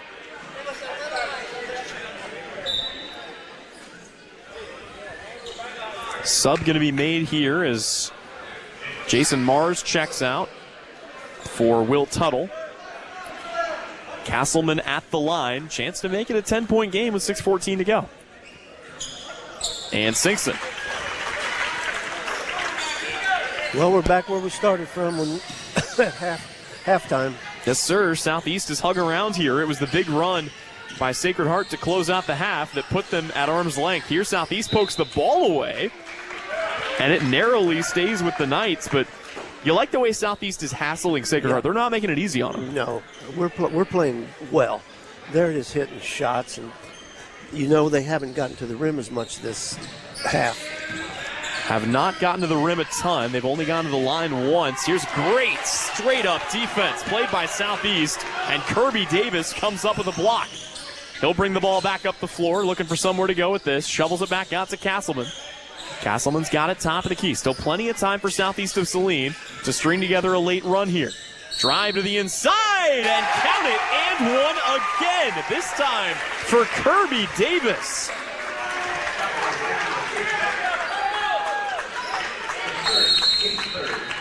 Timeout, Sacred Heart. It's a full timeout. They want to talk it over. And Southeast of Saline going to have a chance to cut it down even further when we come back. We'll step away for 30. Back with the final 5:40 of this one. When we return, Southeast again, down 45-37 on KINA. For a limited time, take advantage of savings on new Case IH specialty utility and all-purpose tractors with 2.5% interest for 84 months or cash back. With easy operation, Case IH tractors deliver the flexibility and durability your operation demands. Hurry in. Offer ends December 31st, 2023. Stop by Can Equip in Salina and set yourself up for greater productivity with a great deal on a Case IH tractor that works as hard as you do. This is Trojan basketball on KINA. Back here on the campus of Sacred Heart High School, Tyler Henry alongside Francis Flax. The Trojans on a little run here, 45-37. Chance to trim it down even further, and doing so by getting to the cup. Yeah, that's been our offense this, particularly this quarter. Well, I mean, that's all we've attempted is drive. Well, but I like that, though, because, again, they got the 3 early three-pointers. They've hit 1 3-pointer the rest of the game since then. Something like 0 for 8, 0 for 9. So you go with what works. You don't try to force that up. And Southeast now with an opportunity. His free throw is good for Kirby Davis. And they've trimmed this down to a 7-point game. Still got to get stops on the other end, though. We'll see if they can come up with one now. Sacred Heart looking to break the run here for Southeast. 5:29 left to go. And a reach-in foul going to be called on Kirby Davis. It's the second team foul for Southeast. It's the second personal for Davis. I don't mind the aggressiveness at all. I'm glad he went after it. If he got the other hand out there in front, he probably would have knocked it away. Well, at this point, you gotta play aggressive if you're going to come back and win this one. 5:22 left to go. No need to panic, but not going to get away playing passive. Ball poked away. Southeast will keep it. What a play there for Connor Castleman. And by the way, what a night Connor Castleman's having. He's having a career night. I mean, quite literally, 11 points for Connor Castleman in this game. That is his career high. He got that against Beloit earlier this season. Here, Southeast lobs it down low. This is Brenton Leeds. Missed his own shot, goes up, gets the rebound, misses the putback, but a third chance will fall for Gannon Jacobson. And oh no, this is the last thing you want to see. Sacred Heart has a player down, very slow to get up. And that is Michael Matucci, who comes up holding his face, but appears to be none the worse for wear. Imagine they're going to check him out to make sure he's all right. Again, he went down hard. Well, there was a lot of action right there, and he was in the middle of it. In all the chaos, though, Gannon Jacobson gets the lay-in off the offensive board. It's a 5-point game with 5:02 to go. Yeah, we're... And now, for better or worse, you've taken the point guard off the floor. Michael Matucci is not out there for Sacred Heart. You wonder how long he will stay on the sidelines.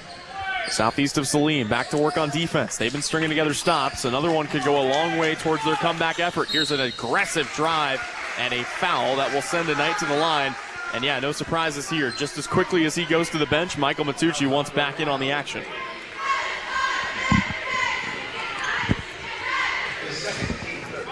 At the free throw line is Luca Adami. That'll be the second foul on Owen Bailey. And the first free throw is good here for Adami. I shudder to think what force of nature it would take to keep Michael Matucci off the floor. Second free throw, off the mark.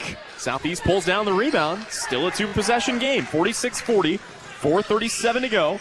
SES up the floor to Castleman. Castleman goes up with the left and scores.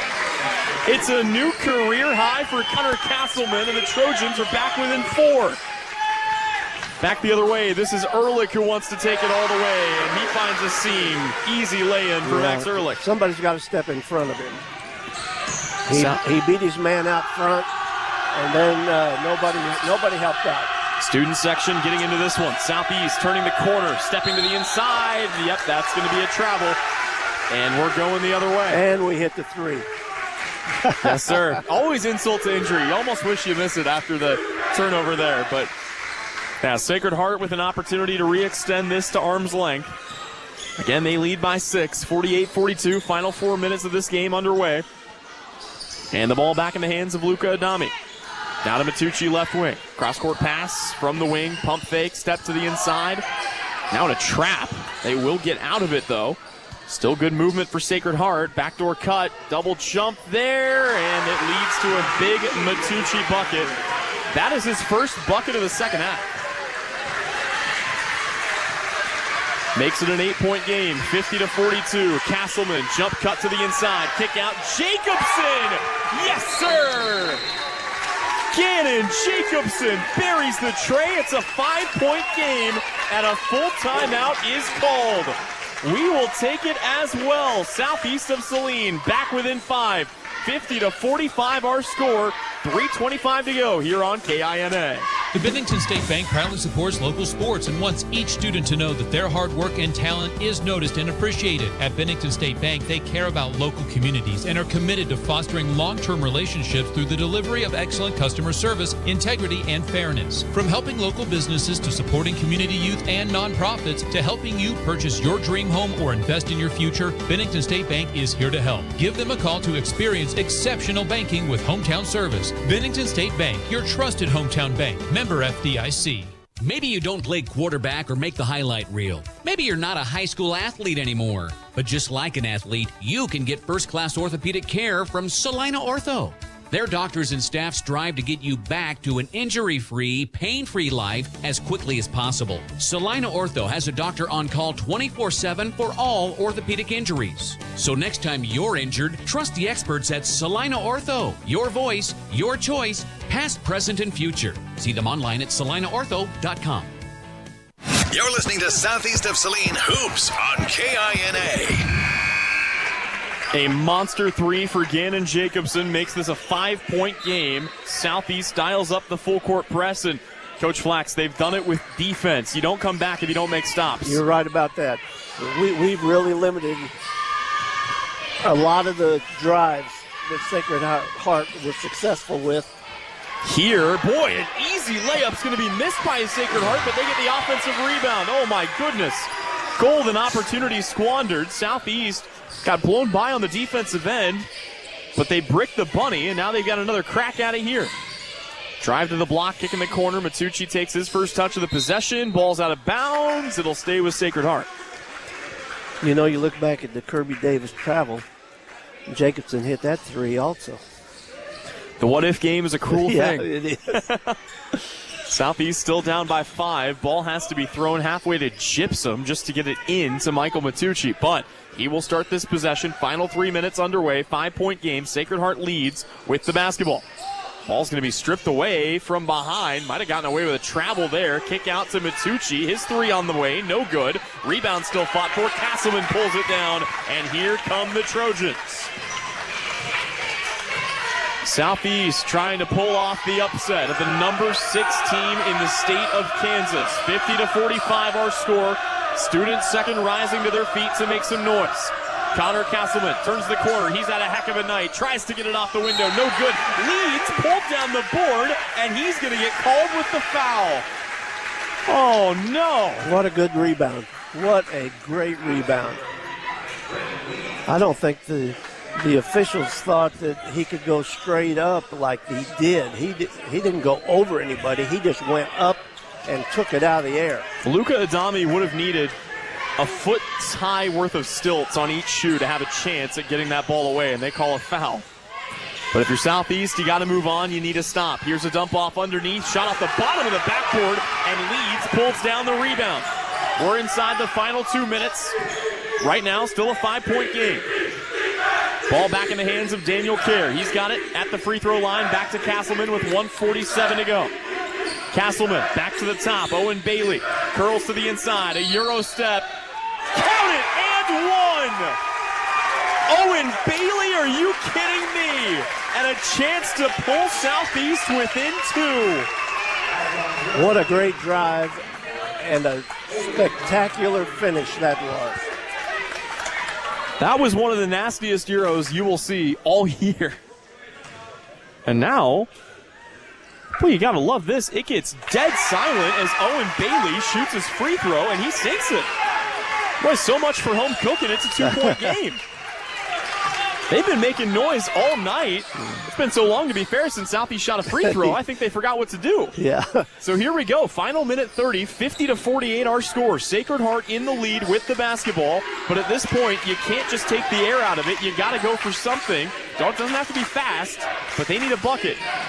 Michael Matucci on it right now, guarded closely by Daniel Kerr. Kicks the ball back out. Now a drive. And a foul called on Southeast. It'll be their 5th team foul. We'll see who they call it on. And I don't hate that, Coach, because you feel like if he doesn't get a hand on him, he's going to give up the easy layup. I think you're right. You make him earn them. And the other thing is, you want to give yourself a chance. The foul, by the way, goes on Gannon Jacobson. It is his 3rd. And at the free throw line, the first one is good for Luka Adami.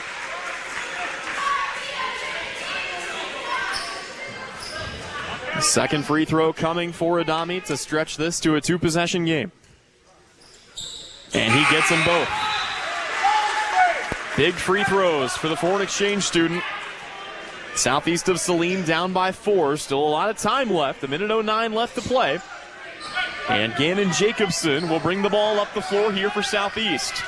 Do the Trojans have a little more magic in them? Final minute underway. Ball in the hands of Daniel Kerr. Defense chance from the Sacred Heart student section.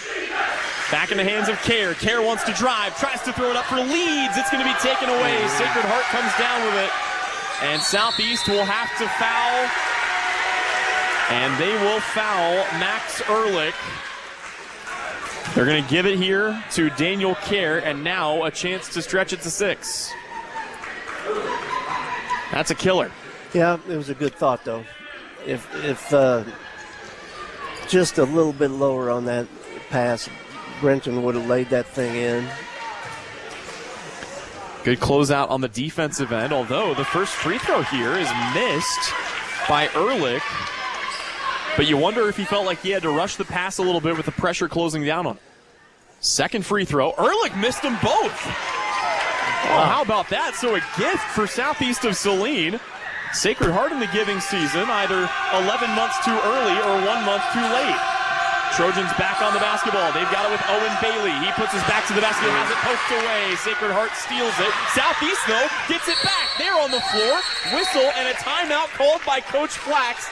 Southeast salvages the possession, and you got to tip your cap to Owen Bailey for saving that. Yeah, he made the mistake, turned it over, and then got it right back. That's pretty special. We will keep it right here. It's full timeout. Let's talk about this. 25.6 seconds left to go. It's a 4-point game, so you need a quick bucket. If you're Southeast of Saline, how fast do you feel like you have to go, and what kind of a look are you looking for here? Well, I'm looking for, I wish you'd spread the floor out and let somebody take Danny Kerr or Castleman, take it to the bucket, and see if we can finish, maybe get a foul called. I don't think we shoot the 3 right away, but I'm not in that huddle either. Sure. Well, I do have to agree with you just based on the numbers. Again, don't forget, Southeast of Saline, they hit 3 3-pointers in the first quarter. They have hit 2 3-pointers for the rest of the game ever since. Right. But they've gotten a lot of 3-point plays going to the rack scoring. And if you do get a chance to do that, like you said, if you miss, you get a chance at that O board. Those can get funny too. Yes. I think we just ought to take that thing and within the net 5-6 seconds drive it to the bucket. Well, we'll find out very shortly what Southeast of Saline wants to do. 25.6 seconds to go. Both teams are in the double bonus for the rest of the night. 52-48 is our score. Sacred Heart up by 4. Southeast with the basketball. And really quickly, your 5 on the floor for SES. Owen Bailey, Connor Castleman, Gannon Jacobson, Daniel Kerr, and Brenton Leeds. Your 5 starters all out there right now. SES will throw it in with Jacobson just in front of the student section. They get it into Kerr. 24 seconds. Here we go. Kerr turns the corner off a screen, steps back on the baseline, gets the ball back out to Castleman. Castleman, a drive, and he is fouled. Connor Castleman going to the line to shoot 2. 15.7 to go.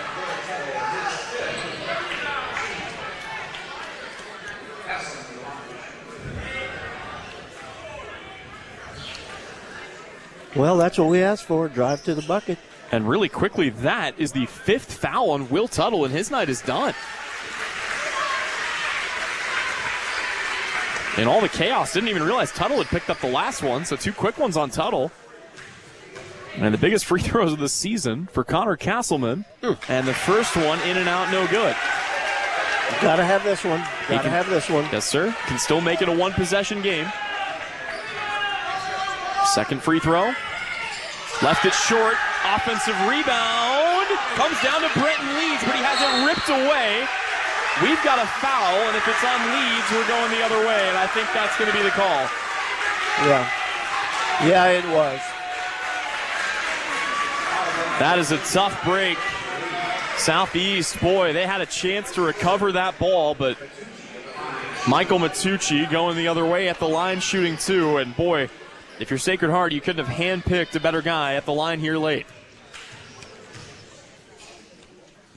First free throw, no good. Still a 2-possession game, 52-48, only 10.7 seconds to go. Arguably the biggest number on the board right now. Matucci's second free throw, got that one. Southeast throws it in, they gotta go quick. Jacobson will cross the timeline with 8, with 7. Kicks it out here, Leeds, step back 3, got it! Oh my goodness, Brenton Leeds knocks down a huge 3-pointer. Coach Flax will call timeout. All of a sudden, it's a 2-point game, but Francis Flax, you've only got 2.7 seconds to go. That's the problem. Well, actually, there should have been about 3.4 on there.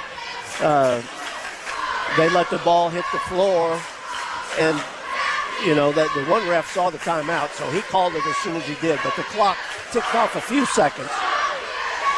Either way, at this point, yeah, you got to gamble for, I mean, probably a steal and then a quick foul if you can't get the steal. You're right. But all things considered, you got a chance if you can send him, even if you send him to the line. But a steal and a bucket's your best chance of forcing this game to go to overtime. You're right. What a game we've been treated to here in Salina, especially after the way this first one went. And I hate to bring that up, but again, you remember how that went back in Gypsum for Southeast of Saline to knuckle back down.